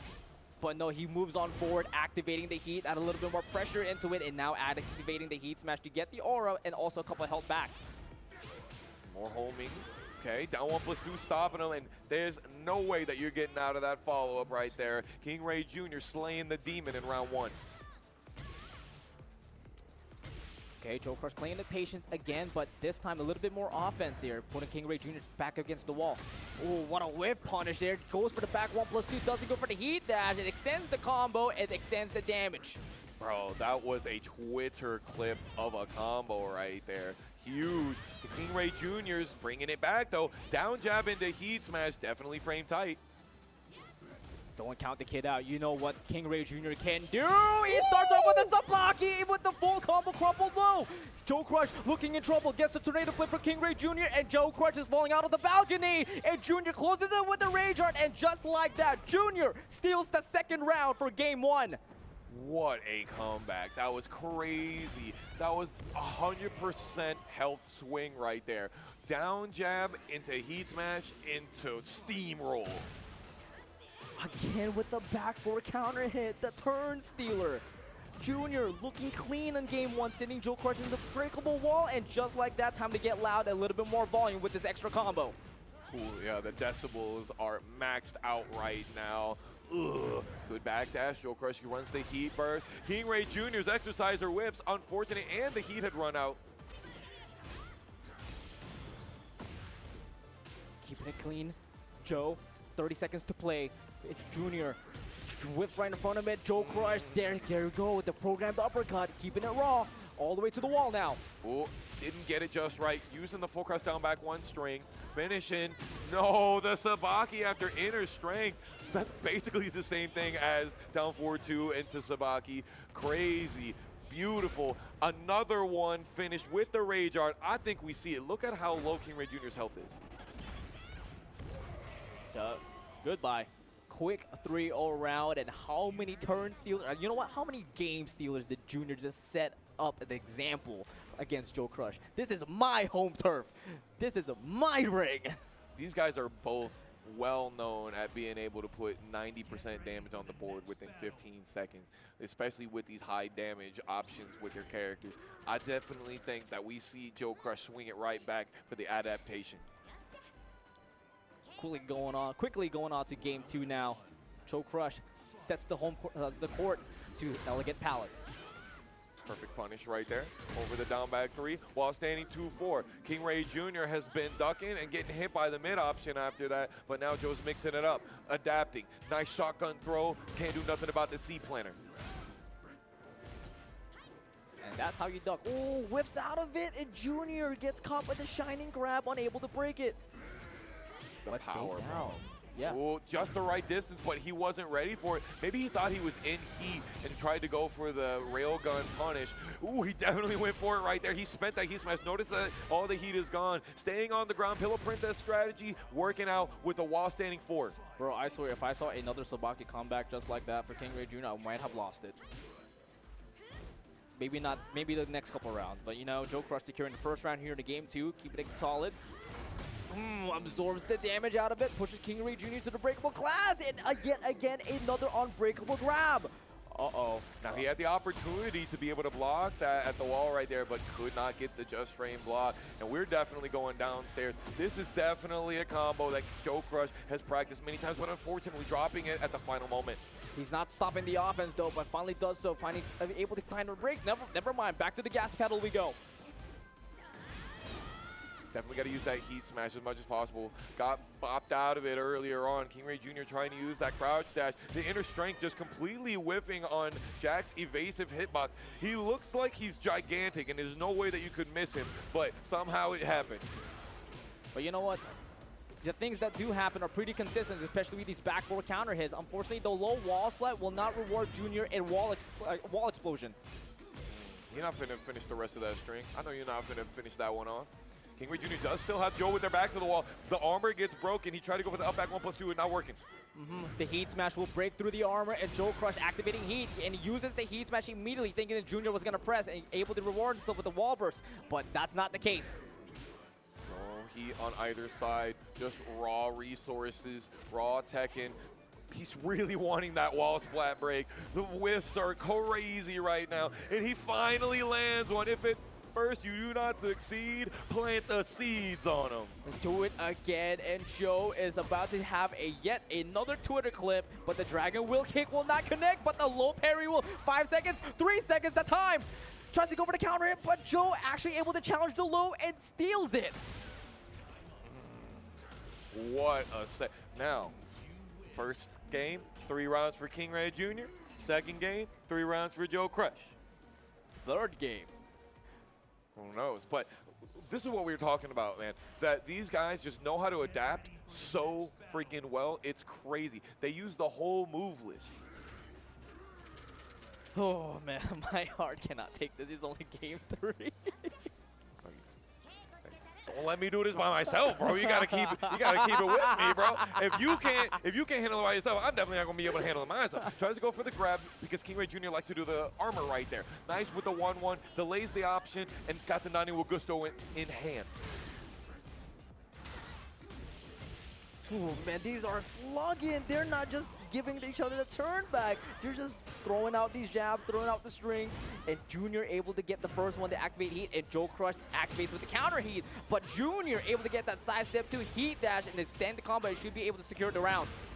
Kick him. Definitely get the guarantee off of the animal, and the Asuka kick straight to the goal. No Sobaki that time, actually. That's going to be a knowledge check here for Junior. But Joe, nicely done to scout that low and able to get that low parry. He's been doing that a lot. The empty jump into the throw hasn't worked out quite yet for him. KingReyJr almost getting that wall standing 3 off of the wake up. But Joe keeping it together, keeping it tight.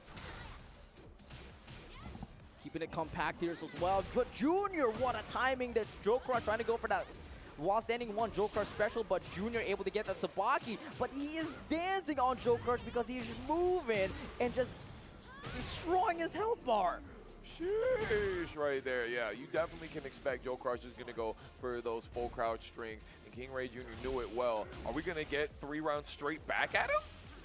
Oh, that would have been the case if Tooth Fairy connected, but this might settle it out right here. JoeCrush trying to get that huge sweep, but Junior able to block it and punish it with a wall setting 3+4. Going with the down back 3s, down back 4s, excuse me. Okay, keeping it together.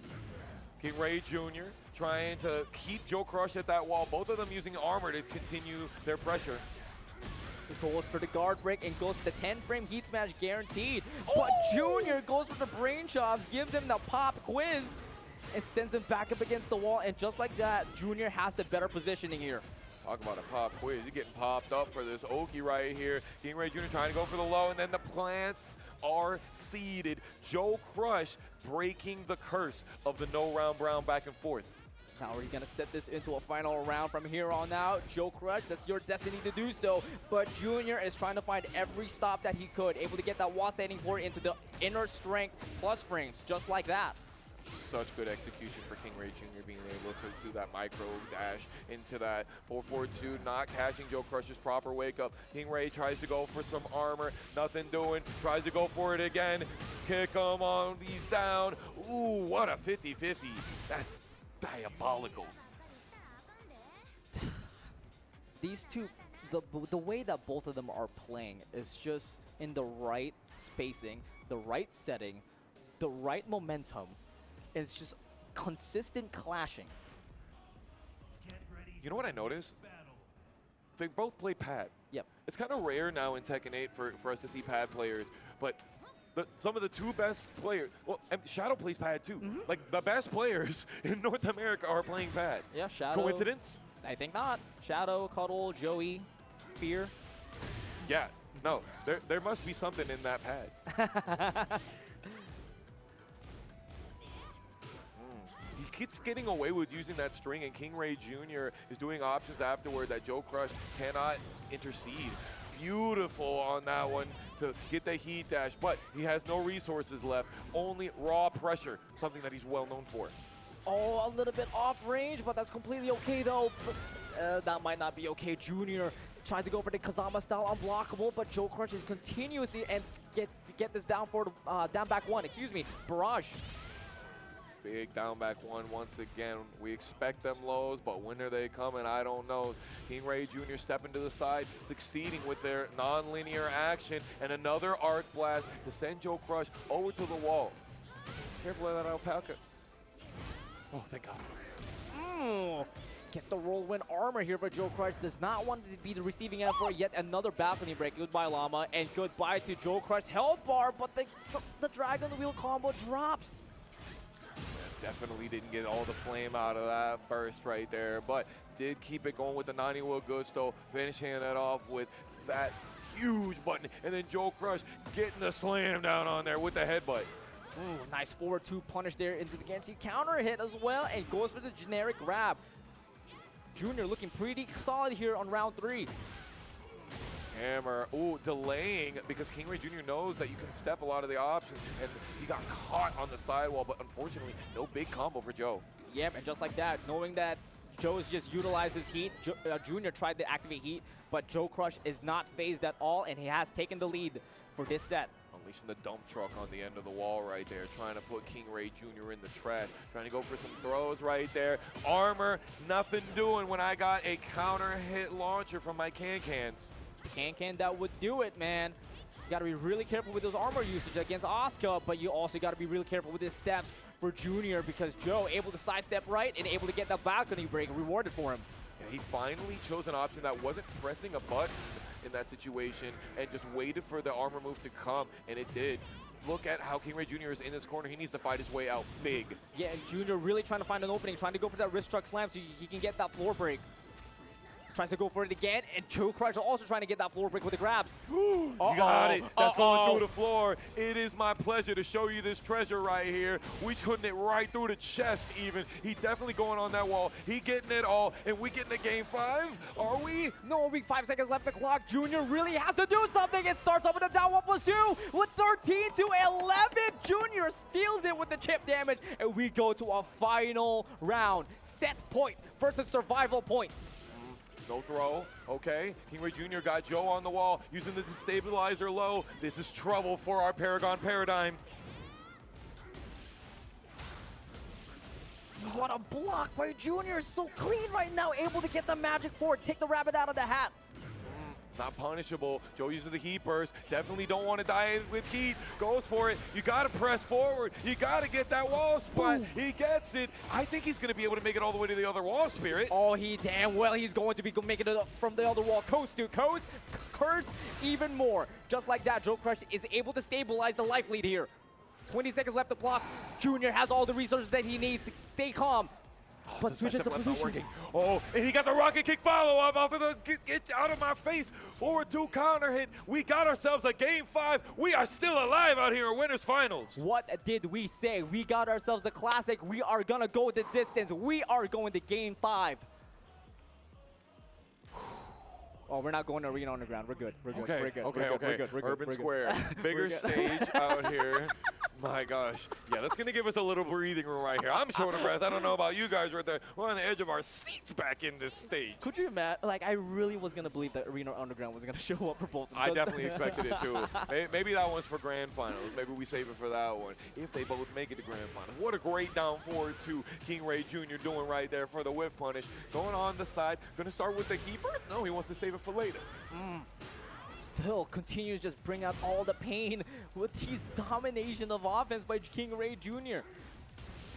Talking about 30 to 95 life deficit, and there it is. Junior activating the heat burst to absorb the damage, and immediately goes for the heat smash to close it out. Junior back again the lead.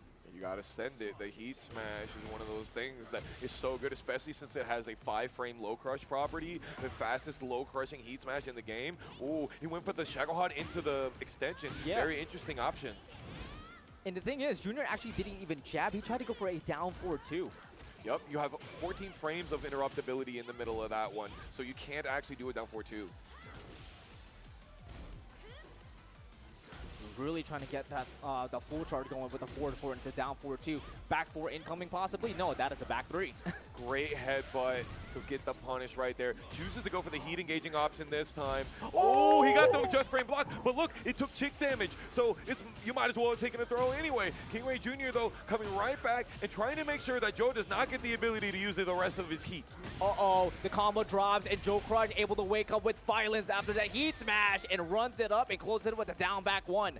Bro, as soon as you have that little of health versus Jack, you expect a baseball slide, right? So you're just waiting and holding back, and Joe's like, I'm gonna take advantage of that, thank you very much. Gonna go ahead and grab your toes. Ooh, What was that evasion? You're able to crush the jab. Junior escapes that. Can you do it again? No, yeah, technically yes. Ooh, good thing that wasn't a counter hit right there. That would have sent it. KingReyJr getting the can duck. Double seed planter. That's what I'm talking about. That's the model. But can KingReyJr give us another final? Oh, late on the punish. Activate exit all the strings, and JoeCrush tries to punish with the grab, but Junior able to break it. And you know what that means? Junior taking all the advantage and able to get that inner strength, putting JoeCrush all the way to the wall. Sheesh, the damage right there. Didn't go for the pickup. Just run up into the full crouch, into the low parry. You got to expect that was the opposite select, and it's working out. He able to get the burst and get another seed planter. Junior decides to stay down, and now on Rage, he goes activate the Rage Art. He's going to charge it and play it safe. He's able to get it out of dodge. KingReyJr Jr., the aficionado, he's doing it well. Down jab and a heat smash once again. JoeCrush still has heat and has the life lead, the monster, going for it. That's guaranteed right there. And he says, no final round for you. The Paragon Prime Minister is in the throne room. He is in grand finals on winner's side. Woo-wee! The Texan Invader makes himself known into winner's side grand final. That was a yeehaw ass moment right Yes, there. sir. Tell you what, man, I can't wait to see that again. That's what I need, bro. I need that. That was a great example of what we were hyping it up for, bro. I'm really glad that we got Game 5. I'm really glad that we got every bit of juice squeezed out of that one, but I need more of it. I'm addicted to JoeCrush versus KingReyJr, dog. Can't get enough. It's like the same sequence over and over again, but man, it's exciting regardless. But there's a chance that we might be able to revisit that, but we will revisit something else. We're gonna go back to loser semis, our last set for 2 out of 3 set, and yet a double jeopardy. Battery versus Droopy, the run back. Now, I didn't get a chance to see their offline set when they were going through pools, so I'm not sure how that played out. I wish I would have gotten the rundown from our homies that are in Central Florida, but you already know where I'm at. We're going for the homies. Battery used to live 7-minute walk away from me, and we would play first to hundreds when we were trying to, really strengthen ourselves.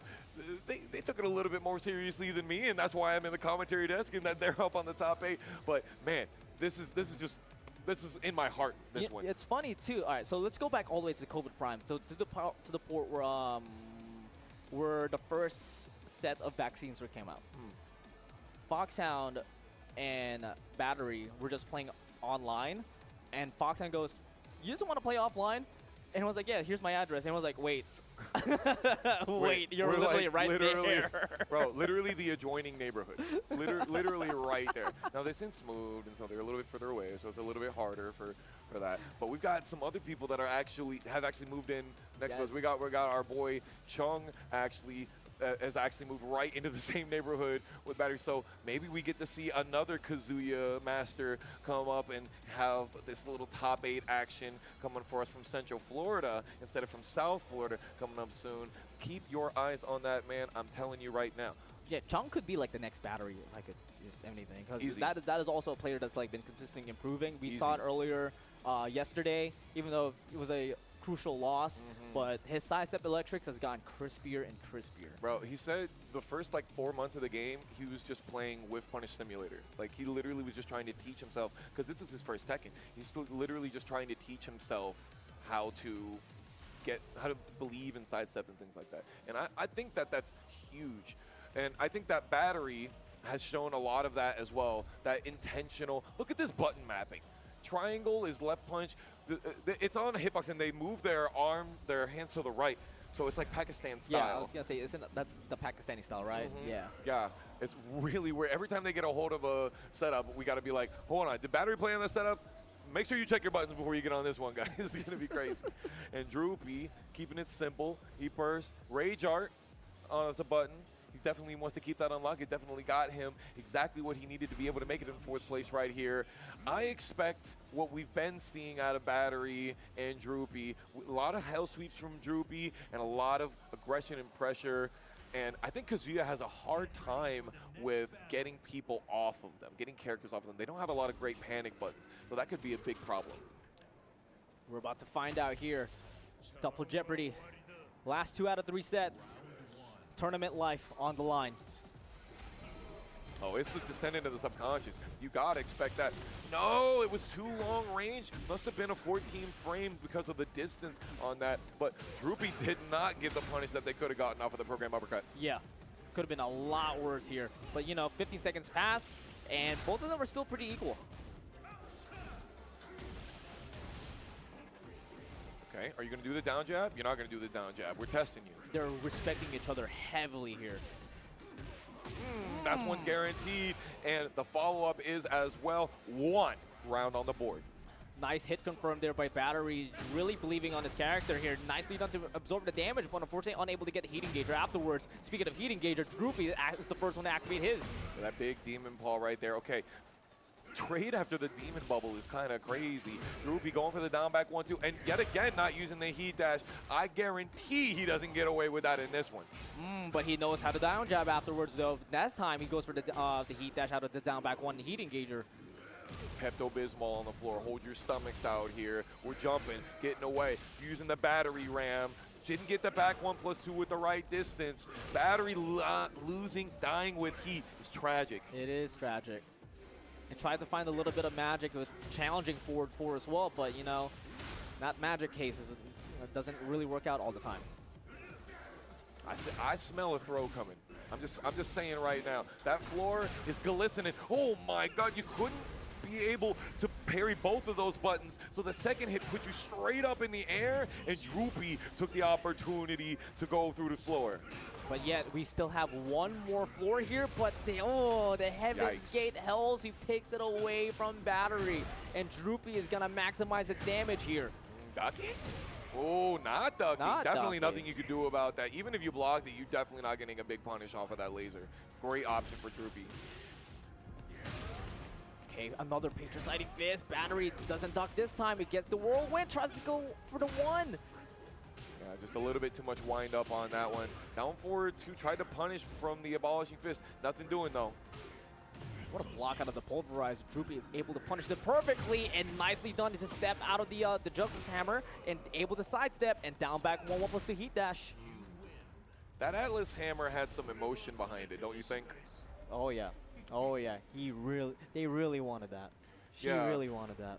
Yeah, I think that that's a thing that happens a lot in the Tekken community, where you're down bad and you're getting pressured heavy, and then you want that big dopamine button, you want that big stop it kind of thing, and that's what that Atlas Hammer was. It just didn't plan out. But first game is free.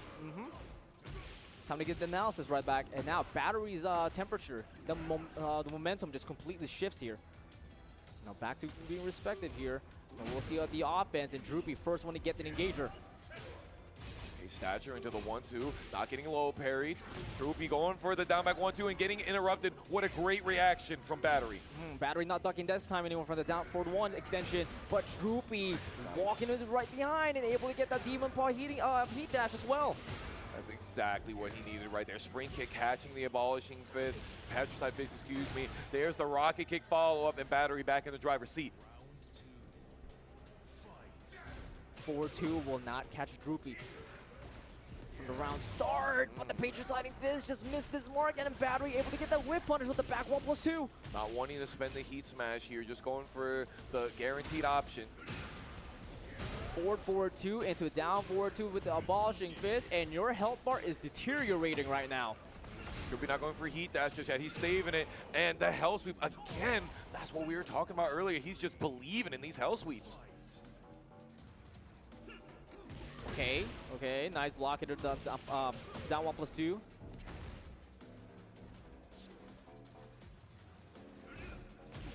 Okay, down back 1 is kind of a punish. It's definitely a true butt that works there. The down forward 2s, Battery's like, you know what? You're not going to punish this with a 14-frame electric. I'm going to run it. Oh, and he drills him through, able to break the wall. The heat burst to extend the combo, but it will not do the job just yet. 30 seconds left to play, and the back 1+2 will do the job. Yeah, you knew they were looking for that spacing for that button right there, because you just do it. It's so good. Especially with you're in heat, able to go for the heat dash, keeping it safe. Not just safe, but plus. Ooh, wave away into the Demon Paw. Droopy's been getting so much mileage on the Demon Paw. The odometer is running over itself. Over 2 right back at you, but that's not going to be a punish there for Droopy, unfortunately. Didn't go for the trouble. Down back 3. Droopy trying to creep his way into losers finals right now. Battery got to go for the good stuff here. Yeah, tries to the round start 10 hit again, but able to get that whip punish out of down forward 2 with the programmed uppercut. Yeah, that's right. Keep them lows. What's he going to do? Do a 14-frame punish? It's going to be a 1-1-2. Okay, twist him. You're not dead, though. Doesn't do that much life lead. Oh! 18-second perfect. One more round, one more game, and we see who's going to be fighting KingReyJr. Losers Finals. She's bringing it all the way back. Nicely done to stay composed and change your timings. Battery bringing it back to game 3. Surviving and thriving.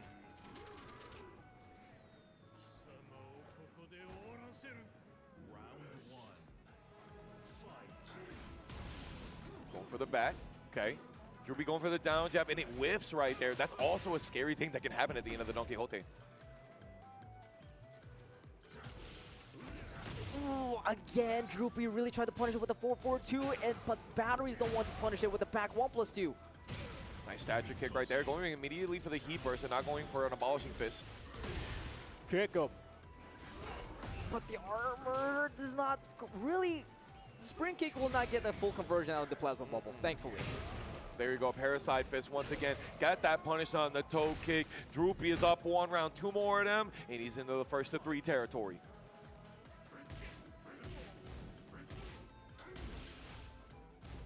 Oh, really tried to get that 50-50 mix-up. Battery was really using those pulverizers and tried to switch it up with the wall standing 1.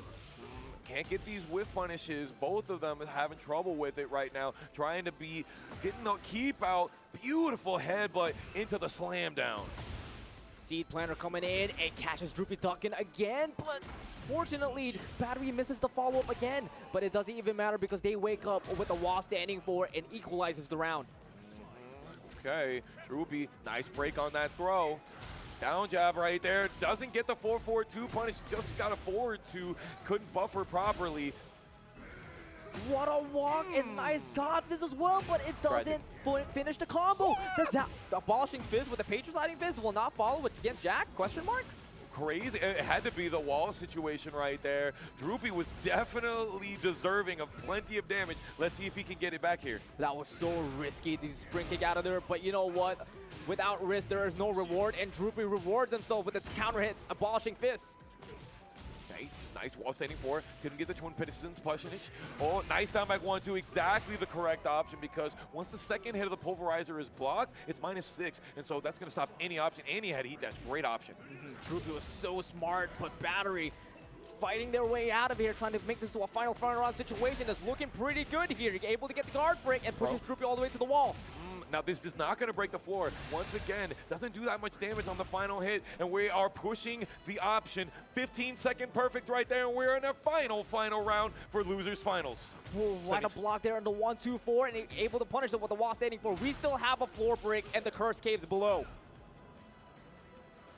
Battery's playing that spacing game. Big call out right there. Droopy staying composed, staying conservative, but you know those hell sweeps are coming. Oh, there's one there for Battery. Not a hell sweep, but it's robotic as well. Able to get the counter hit. Jackhammer, it could be the nail on the coffin as the Battery ram pushes them away. And just like that, Battery will be moving on to top 3 to fight against KingReyJr. This one was hits great. different, That man. one, bro, Battery versus Droopy, that set was so sick, man. Droopy was really pushing on with those hell sweeps. He couldn't get the space for it, though, in those later rounds. Battery just staying on top of Droopy, and those unfortunate combo drops on the top level there, back-to-back, was like, man, can this guy catch a break? And then Battery just was like, that's a damn shame. But, yo, big shout-outs to the big homie from South Florida, Droopy, showing us Kazuya is definitely not a low-tier character. You can win with any character in Tekken 8. Facts. Facts. Battery versus KingReyJr. This has been a bracket demon for the entire state of Florida. Hell, the entire North Country. America, honestly. But Battery has been trying to break this wall for a long, long time. Going up to all the Jacksonville monthlies. KingReyJr comes down for almost all of our Juicy Game Night monthlies as well. Shout-outs. Again, very much like the Dr. M Battery set, huge amounts of counterplay between one another, knowing each other's tendencies and layers. And Battery actually started playing Asuka to be like, what is KingReyJr doing with this character? How can he win so much with this character? And they started getting a liking to it as well. So because they've been playing the character as well, they might have even more knowledge into the psyche of KingReyJr Jr. Now, I want to add in something. Now, you mentioned with Battery playing Asuka, trying to see what options they can do to go up against Asuka with the Jack. Do you think Junior, just because knowing Battery has been playing Asuka, do you think Junior is going to switch up to other characters? Now, we've seen Junior playing other characters in TNS, such as Lily and DePaul. There is a big possibility, but I don't think so. Big doubt for me, to be honest. Big doubt. I think he has been stuck Asuka. This man has been stuck Asuka for like 20 years now. That's not an exaggeration. Yeah. No, it really isn't. Ever since he started playing Tekken, when he was like 4 or 5 years old, he was an Asuka main, and he's stuck with it. So I doubt that we switch off of it, especially in the hometown. You got to stay true.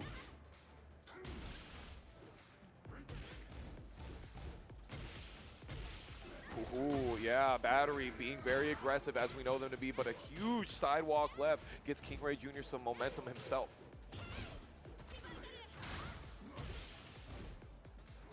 Oh, man. Junior just whipping right in front of Battery, and Battery able to finally get that opening with the back 1+2 heat engage as a whiff punish. Nice punish on the dirty bubble. Running 1+2. Breaking the armor. Nice punish. That was perfect spacing by KingReyJr. Still has some pixel and the will to live, but unfortunately Junior takes it all away from Battery and taking the first blood on the round count. Double grab? Bro, that grab right there, it's not guaranteed unless you got the execution on point. His Battery has not dropped a single one of them in this bracket. Beautiful stuff. Yeah, and to add a little bit salt to the wound as well, Junior, there are no gray health to recover, but it doesn't even matter as Junior opens up Battery with a down forward 2, and yet again with another wall splat with a forward 3. Hold it up and kick him to the curb.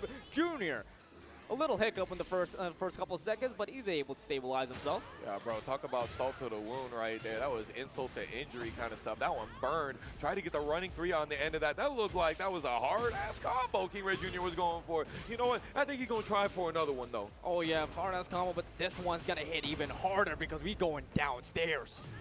A lot of the gray life is gone because of that balcony break. Oh, double. You didn't get up off the floor. That's your problem right there. Down back 2, power shovel hidden. Trying to poke in with the lows. Get some hit and run. But KingReyJr is standing his ground. Got 30 seconds to play. Battery has all the resources they need, but they don't utilize it. And Junior closes it with a no-round brown. So now that charged power shovel, the down back 2 charge right there, is actually more punishable than the non-charged version. It's not very much like the 4-4-2 chargeable. And so far, KingReyJr is the only one to actually get a proper punish on it today, even though we've definitely seen plenty of people try to punish it. Droopy couldn't punish it with a forward 4-2. Yeah. Amby couldn't punish it with a forward 4-2, but Junior's going to do it. If Yeah. anybody could, it's going to be him, right? He could have done maybe crouch cancel 4-2. Either way, he got it though. Nice. The generic down 4, KingReyJr going for it, and Battery says nothing doing. I've got my hands planted in the down forward and down back. So speaking of which, nice backdash. You evade a little bit of offense here, but from the strings by Junior. Damn, that could have been something heavy right there. KingReyJr still not in the live lead. However, that looked like that about to change. Ooh, misses the running 1+2. Tragic.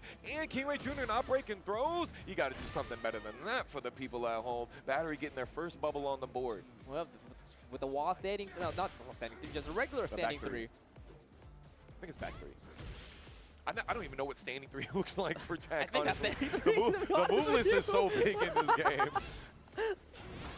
Ooh, wind energy converted to electricity. Battery absorbs with the plasma bubble and kicks it with a little bit of heat dash, adding a little bit of flames as well. Absolutely. The laws of thermodynamics must be followed here. It gets to get expended at the expense of KingReyJr's life bar.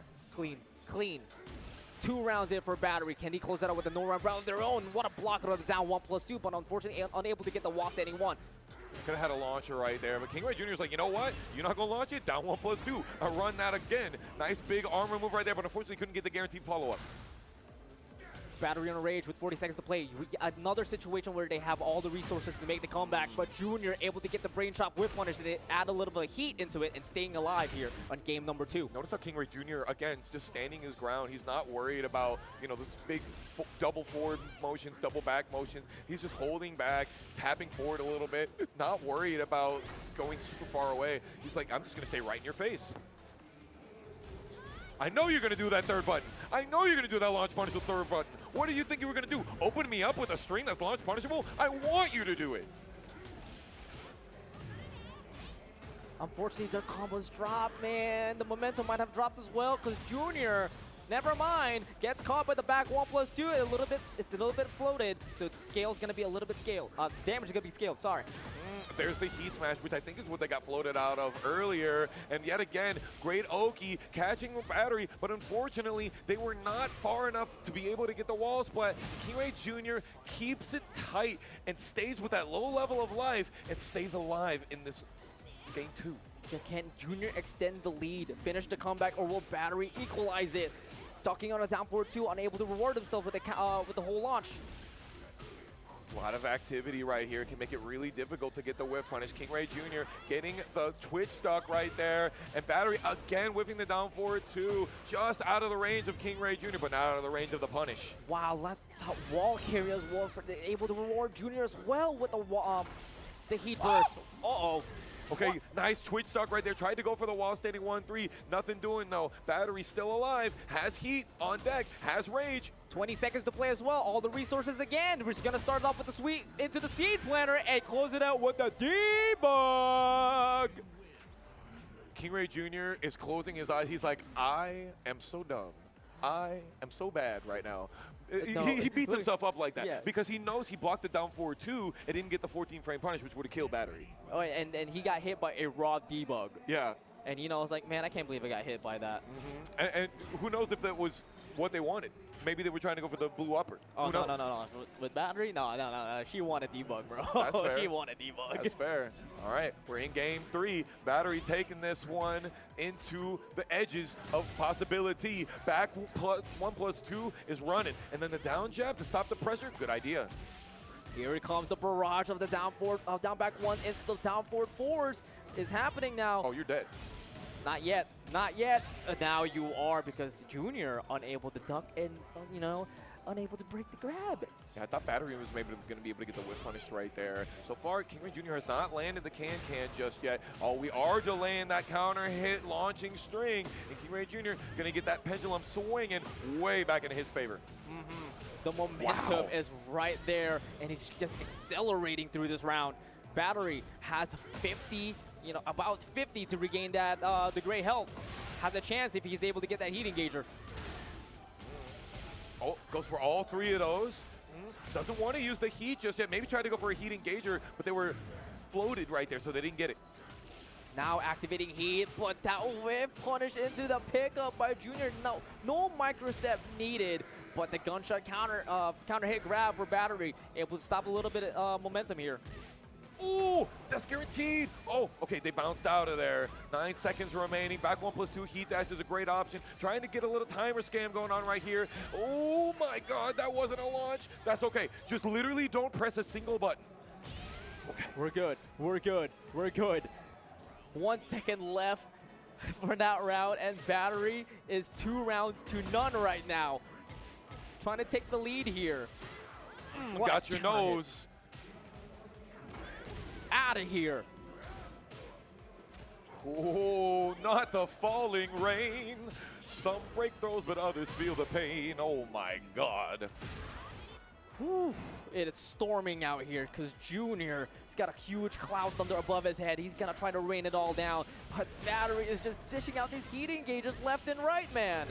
Left or it's Mike Tyson's punch out here, and you facing Mike Tyson right now, 100%. It's a bulldog action going right now. While standing 1 to break out of the down 1+2, and for the first time, Battery is up in the set count.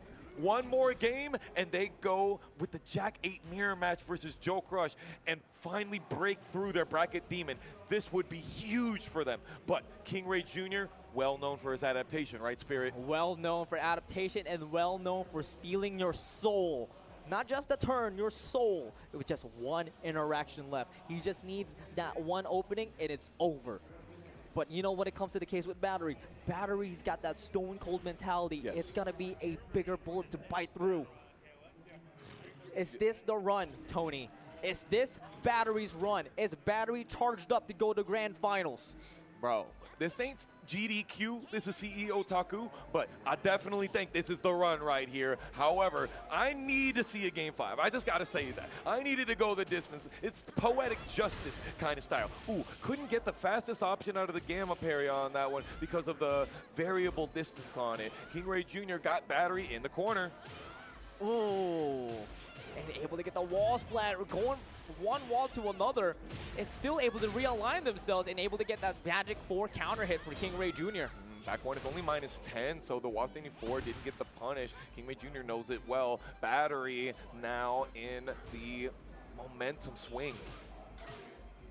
Ooh, that could have been so dicey there, especially with the front wheel click, but yet again, the forward 4 by Junior is just finding its placing here. Canceled it because they were too low on the wall. Still, Battery back in this corner. Oh, down back 1+2 with another wall splat. Junior is bringing out the pain. You know Junior's pissed. 2 rounds to none. Quick fashion here. What a block there, but a down back 1. Denying, you know, he wants to keep this perfect. And yet again, Nice. Oh, unfortunately, couldn't get the launch right there. KingReyJr waited for the entire string. Battery is got on this wall. This corner is just, you literally have like a house on the Monopoly board in this corner right now. able to pay your interest, split these counter hits. Woo. 2 perfects back to back. Sheesh. You wanted the game 5, well, you got it. Adaptation, that's the nation, that's the station that we living in right here. All right, y'all, I haven't heard from you yet. KingReyJr, if you like him out there in the crowd, I want to hear you. Get ready for the next battle. But if you want Central Florida's own Battery, let me hear you. Come on. Oh yeah, there's definitely some Central Florida bias out here. Everybody loves an underdog story. King can to start this off. KingReyJr getting the whiff punishment on that homing move and already trying to get Battery set back into the corner of doom. Setting onto the Rose Thorns now instead of the breakable glass, but Battery using the generic grab to switch position, but Junior able to fight out of it with a heat smash and exercising its offense with a little bit of defense with his armor move. Bro, Junior was like, I am not in this corner. I put you in the corner because I know the corner is good for me. I don't want to be in the corner. Sheesh, the empty jump into the wall standing 3. Oh my God, get back into this corner free. That is the KingReyJr special into the Kryptonite wall for Battery. And yet again, Junior fights out of it with the heat smash. About to close it out quickly here. Nice patience there to duck the machine gun punches, and just 1 round away, Junior is about to eliminate Battery. 6 rounds straight, can it be? Jackhammer starting it off. KingReyJr. is trying to stay aggressive, and it is definitely working. Jackhammer pushes Junior against the wall. No heat this time to fight out, but still able to do so with that side step too. What a duck and punish there out of the boot by Junior. Down back 1 in a wall, standing 2-1. KingReyJr. knows it well because of all of that JoeCrush. Oh my gosh, nice down jab. Goes for the Sabaki. Good thing that we didn't go for another one. 3 down back ones there, 3 pulverizers. Trying to make the comeback here again. With all the resources, but tip range down forward too. Oh, the tip range so tipped that they couldn't get the rest of the combo. And unfortunately, that meaty sidestep is all that she wrote. KingReyJr Jr. finishes it in cinematic style, and that will do it for losers finals. Battery versus KingReyJr. definitely went the distance. Poetic as expected. Wow. Bro, he just gave the, bro, that's just the spirit shrug right there. That's the shrug right there. He just, I guess I'm just like that. No, that's the Armor King shrug. That for Junior, that's the Armor King shrug. Oh, yeah, the Armor King shrug. That, bring my homie Armor King back. Please, I need him back. Wow. But you know what, man, what a run by Battery. Peak. You know, a little bit of a Christmas present here. Oh, yeah, 100%. Top 3 on the last major regional. And going to Game 5? Going Game 5 against Junior. I think we have not had a 2-0 set or even a 3-0 set this whole time. I think we've gone to final game every part of this bracket. Oh, yeah.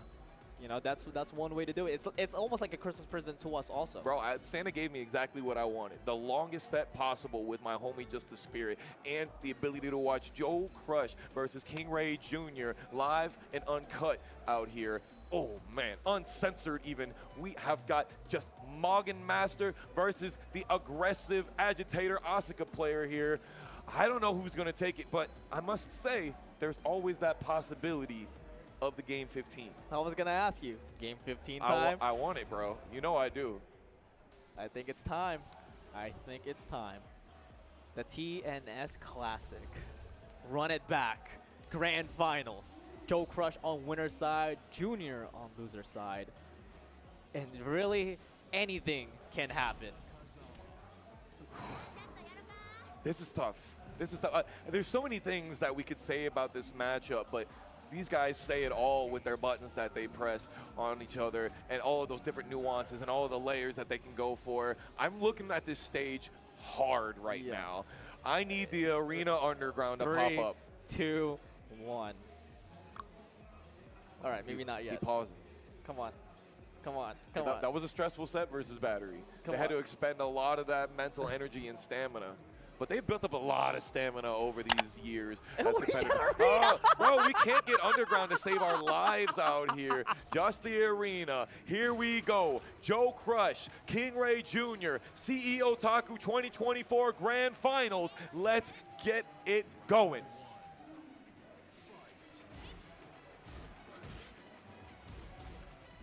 Just the way it started. There it goes. Magic 4 for JoeCrush. Magic 4? I never see that in this game, bro. JoeCrush showing us the depths of the move list as he always has. Off of me. Plasma Bubble coming in through and pushing KingReyJr. back up against the wall once again. Uh-oh. Oh, he didn't go for the wall splatting one. He lost himself some map advantage. I think that was a misinput, and that actually could lose him the round. Yep, you know what Junior's about to do here. Charge it up, gets the wall splat. Time to just reset the combo, reset the mental, and dish out the damage.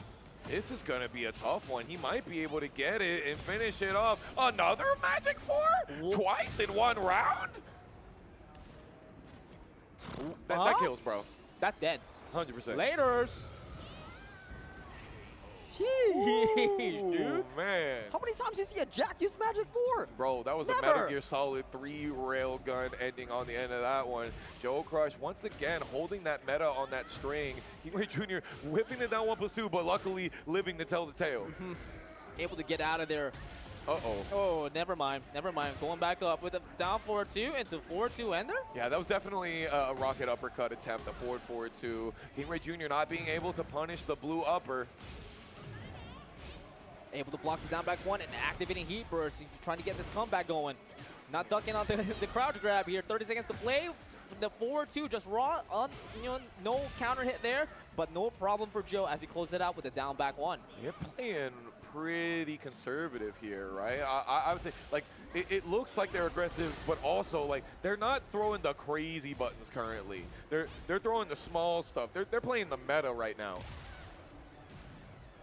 Yeah, a little bit of respect here. Yeah. More than we see here. Game one out of all things, right? Oh, wind up punch? No. Back two. Continues. Rail him. Heat smash to get out of there.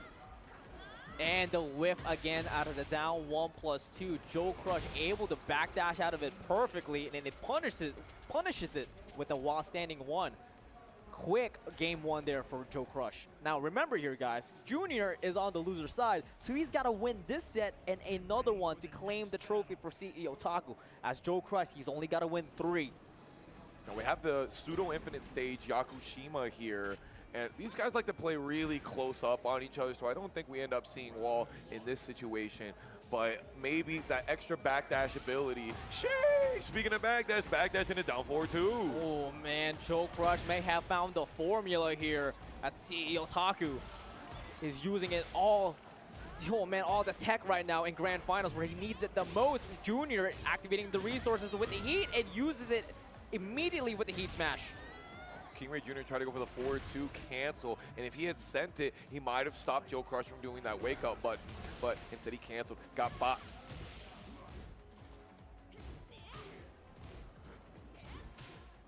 More of the small stuff, generic down 4, while standing 2s, using the small strings, up forward 3, one of the quickest whiff punishing, or quick whiff recovery moves in the game. Oh, bouquet! Okay, Junior finding some life here. Not looking a little bit too stunned, able to get an opening with the forward 4 and gets the pickup with a micro dash. That was a fantastic keep out forward 4 right there. Oh man, the tracking on that move, that's a damn shame. 4-1+2 didn't catch off axis. But Junior able to stop the bleeding here, securing the round here in game number 2. Nicely done to break the counter hit grab and punishes JoeCrush with the Tooth Fairy. Also sidestep realignment and couldn't get the flip over. Down 1+2. If at first you don't succeed, try again. No backdashing this way, but the keep out for Junior. That move has been like the MVP of the tournament for him. That's what Junior was doing early. He wasn't doing 4-2, he was doing 4-4-2, trying to get that heat dash. I understand. Yeah, that's a 4-2 right there. Ooh. The dragon wheel kick, breathing fire into KingReyJr's lungs and fire into JoeCrush's body. Down pack 3, backdashes his way out of the homing move here. JoeCrush trying to find a little bit of opening here for his offense. But unfortunately, he gets caught by Junior's once again, his homing move with the micro dash pickup. I think he finishes this one out. Oh, misses the full 4-2 yet again. JoeCrush has heat on deck, but did not have the space to use it. And we're 1-1 tied up. Tale as old as time. Seen this before, and we're gonna see it again and again and again. Back and forth, these Titans are clashing. They're fighting, they are brawling. They got something to prove here. They've been fighting online every single time. This is the time to make their worth happen. You think that these guys are having that mental battle of, I'm the best player in North America. Yes. No, I'm the best player in North America. Exactly. They're fighting for their pride right now. Definitely. Great job breaking the throw right there. Sidestep 2 guarantees the upper off of the gamma. Nice. Very reactive. JoeCrush is ready for whip punishment. These backdashes punishment is almost like he took a page out of Cuddlecore's book. Woo! 17-second perfect. Utilizing the pulverizer string yet again. That could have been huge, actually, but this is even bigger. JoeCrush engaging himself's heat as he absorbs the damage with the plasma bubble and immediately opts out for the heat smash, putting Junior into the breakable wall. Yeah, he could have actually broken the wall with that heat smash, but it was just a little bit far away. Didn't need it at all, though. He fracking him with that drill at the end of the gamma parry. Yeah, two rounds quickly here in game 3. Tried to get the call out with the crutch grab here for JoeCrush, but not so much, but he gets the call out on the shining grab instead. Guaranteed seed planner on the end of it. One wind up on you. KingReyJr. using the heat burst to try to jump back. JoeCrush back at him. Junior really wants to steal that turn back with that heat smash, but JoeCrush, these backdashes have been working so well. Wow. Wow. Just the granular, the small stuff right there. Down forward, backdash, down forward, backdash, forward dash, down forward one, just in case they were trying to move around on you. That is just technical, surgical even. That was beautiful stuff, and he's one game away. Yeah, exactly. It really is. The way that from winners final to grand finals that he's playing, exactly what you said. He's playing a little bit more conservatively, but he doesn't have to overextend. What he's doing right now is the most simplest things, but you don't have to overcomplicate it. Backdash, sidestep to down forward one into down back one. That's all that JoeCrush has been doing, and it's been working out so fine. You like your life lead? Oh my God. I hope you didn't like the life lead, KingReyJr., because you got the Atlas Hammer Slammer through it. Uses the railgun to keep KingReyJr. on the wall. Punish that for Junior. JoeCrush is really trying to get that balcony break. But Junior successfully finding his way out, but JoeCrush reminds him of the stop sign of the forward two. Who couldn't get the 4-4-1 punish. KingReyJr. fighting his way out of the corner, and there's the Sabaki from the punch. He said, talk to the hand, and said, hey, thank you very much. I would like to win this round, please. Bye-bye. Junior with the classic Sabaki callouts, man. Always reminding you gotta keep it on your toes, bro. They never come out when you expect them anymore. He used to be much more predictable with the Sabakis and the parries, but since parries haven't been as effective in this game, he's been using them much more sparingly, but extremely useful still all the same. That is the perfect punisher with the back 1+2 Junior. To forward for a homing move. Wow. I can't believe that whiff, Spirit. What? With gigantic toes. So online it hits, but not offline. Couldn't speak to it. Not sure. KingReyJr. has not been able to make a can work in like the last 10 games that he's played in. So he's definitely struggling with the success rate of that move. Yeah, players are definitely adapting as well, not trying to get caught by that counter hit cans. But Junior shim is out of there, sidesteps to the right, it sends JoeCrush up in the air with that down forward two, and now sends him all the way to the wall next to the Llamas. Trying not to use the heapers, trying not to use his resources before he has the opportunity. Man, you know, Joe was like, oh man, nobody ever sidesteps heat burst properly on Jack. And KingReyJr. is like, oh, you would like to lose that opportunity? I'd like to take that from you. KingReyJr. one round away from tying up. And just like what you said, he hasn't gotten that huge counter hit can, and guess what? Able to go to survival point, that can answers his call. Junior hanging back, gets hit by the Don Quixote. Finally, the windmill punch is running through, but he hits the wrong button to break the wall there. Not sure what happened. Oh, you're dead. No. Wow. Oh, it didn't go through the wall because of the sidewall. Yeah. Finally, KingReyJr. catches a break. Yeah, and catches a hit as well for the down 1+2.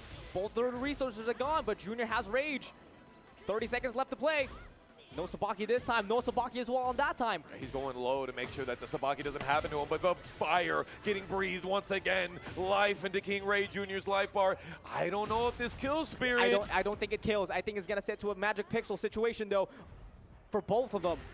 Neither has heat. Neither has a resource. Oh, my dead. God, the red You're on that done. one. It had to that wall. Not quite, though.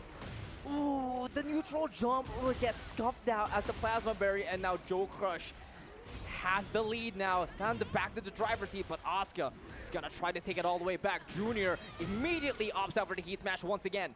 Getting himself out of the wall, getting himself some map advantage. JoeCrush not choosing to launch the 4-2. That's a damn shame right there. Whipping the dirty bubble, but KingReyJr. doesn't get a whip punish. It was a little bit too short, and it's gonna be so unfortunate as JoeCrush is 2 rounds away. Steals the turn back with the whip punish of the down 4-2.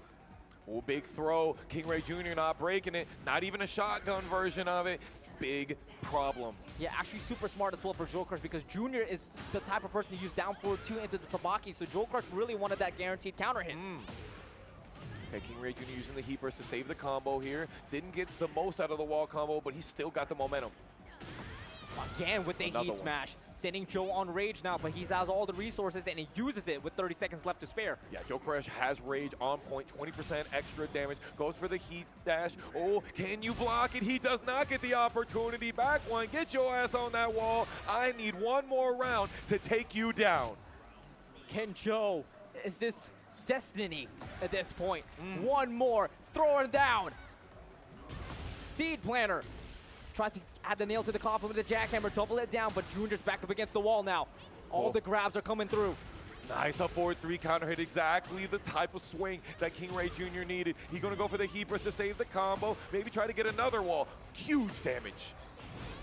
Tries to push him away, all the wind energy, and just like that, Junior's heat is extinguished. It is gone. Tries to get that huge counter hit with the can, and JoeCrush is not flinching just yet. Bro, he lucky not getting splat up on the wall right there. JoeCrush actually put himself at the map disadvantage. Power shovel, down back 1, while standing 2. KingReyJr is staying composed, tries to go for the running 1+2, but he cannot stay away from JoeCrush's keep out. And the Paragon Paradigm, the Prime Minister, is able to take it and invades Florida successfully. He's the #1. He's on top. Offline, if offline the only thing that matters, he the one. If online the only thing that matters, he's the one. No matter what tournaments you go to, JoeCrush is the one. Wow, what a performance by Joe, and just absolute dominance. I don't even know how to comprehend it, just due to the fact that Joe, the way he played Grand Finals was not usually the way we know how he plays. That was just some beautiful Tekken, man. Wow. Bro, he's representing heavy right now for the Paragon squad. Proud to be a team member of the homie. Proud to be able to be up here with the boy Spirit Hound and represent CEOtaku top 8 for the main game, Tekken 8, for the first time out here. Thank you so much for vibing with us this afternoon. We've got more for you coming up, so stay tuned. Spirit, it's been a pleasure as always, my man. This has been one of the best Christmas presents we've ever gotten, man. Our first top 8 main game performance together. Spirit Hound finally getting our chance. Oh man, you know, this wouldn't have happened if it wasn't for you guys. So we really do want to thank you guys for supporting us, not just for Spirit Hound, but just supporting the channel, especially with TampaNeverSleeps, and just supporting the Tekken community, man. Like, it's been one of the most loyal things that I've seen in a while. It's nothing but love out here. We love y'all. Stay close, stay tuned, stay salty, everybody. We got more action for you coming right back. I've been Foxhound. Hold on, chill. Why we signing off? Whoa. Why You're we right. signing Hold off? on. We got. What are you doing? This ain't an right online tournament. Why are you signing off? Get that neck. Get that neck. All right. Yeah. What are you you're doing? right. We gotta crown the homies. We gotta give them up. Yeah. We gotta raise them up. Oh, bro, have you seen the top 8 medals? No, I have not. You went for a treat. I'm in hell for a treat. Bro, I have a whole bunch of homies that they're like, oh man, I wish I made top 8. I really want one of those medals for CEOtaku. They had the symbol on them is beautiful. Okay, what was your favorite set of this top 8? Battery Dr. M. Oh, that was super good. Yeah, Battery Dr. M. That was super good. But man, the winners finals with Joe and Junior going back to back. Okay. No round brown. All of it was just good. That's the thing. It's so weird to pick. A Battery Dr. M is just a classic, but they all just played super solid. Droopy and Cube was a clash of the Kazuya mirrors. Static and Droopy with the clutch of a lifetime. You see how Static was so salty afterwards. You know, it's a lot of emotions into it. It's just, it's esports, baby. It's esports. Battery versus KingReyJr as well, man. How Battery went up 2-1 up against Junior, and it was like I was right about to break that glass ceiling, and then Junior was like, bum, bum, bum, 6 rounds straight out the gate. Yeah, he really turned up. I was like, all right, level 1, go all the way down to level 4. Yeah, he put the overdrive on. You know, like Final Fantasy VIII is when you have low health, is when you get the opportunity to use your overdrive, use your limit breaks, and that seems to be exactly how KingReyJr's run his game plan right there. He just gets all the power ready. All right, so if KingReyJr has a limit break move out of Asuka's moveset, is it Can? It's the Rage Art. Oh, that's true. Yeah, it is Rage Art. It's gotta be there. Despite Rage Art. All right, what about not Rage Art? Just straight out of the movesets. It's either Can or Sabaki for me. No, back 3. Oh, yeah, that back bro. three? Yeah, like Back I three, mean, okay. maybe that's more like a legacy take right there because he hasn't been using the back three quite as much in this in this game. But yeah, dude, we used to know him for back three. If you were playing KingReyJr. in Tekken 7, he was like, bro, if you don't punish back three, we're all gonna dog you. We're all gonna dog. He's gonna do it, and we're all gonna dog on you. Back then, Junior's style was back three, and if you don't do anything, he's gonna catch you with the counter hit with the low sweep extension, and then get another combo afterwards. That was the KingReyJr. lore back then at Tekken 7. He was always KingReyJr. Jr. though. Yes. He always yeah. we yeah, knew that him did not change. so much for ReyJr. And then somehow he's the guy that they give him the character that is allowed to charge and get a safe plus on block ReyJr. We were like, what is this ridiculousness? How does he get the only one that gets the special? The +3 fully ReyJr. Oh man, you know what? It's fine. It's fine. Everything's fine. Junior, you're gonna get nerfed soon. Just kidding.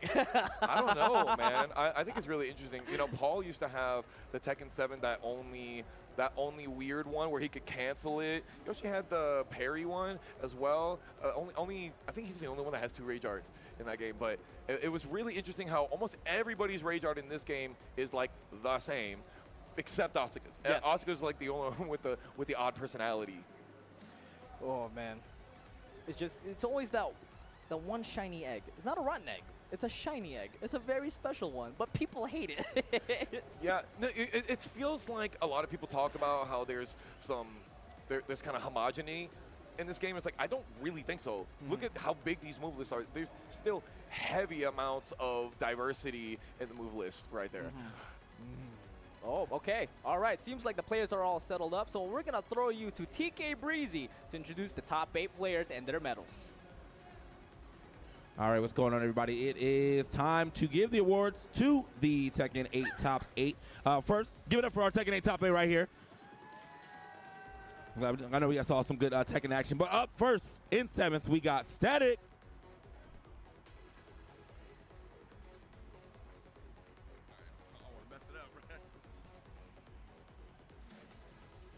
Also in 7th, we got Dr. M.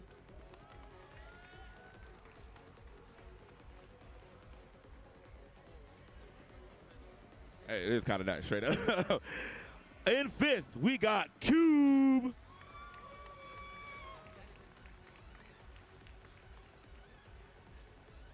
Also in 5th, we got Amby.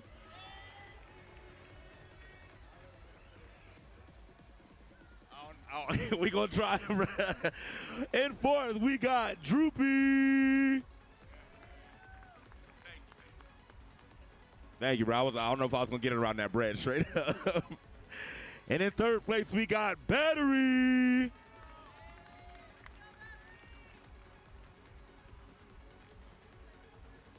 In 2nd, we got my boy KingReyJr.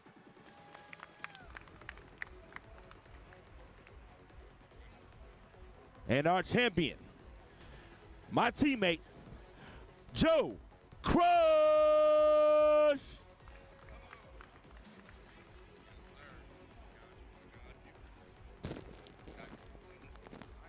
All right, one more time. Give it up for our Tekken Top 8.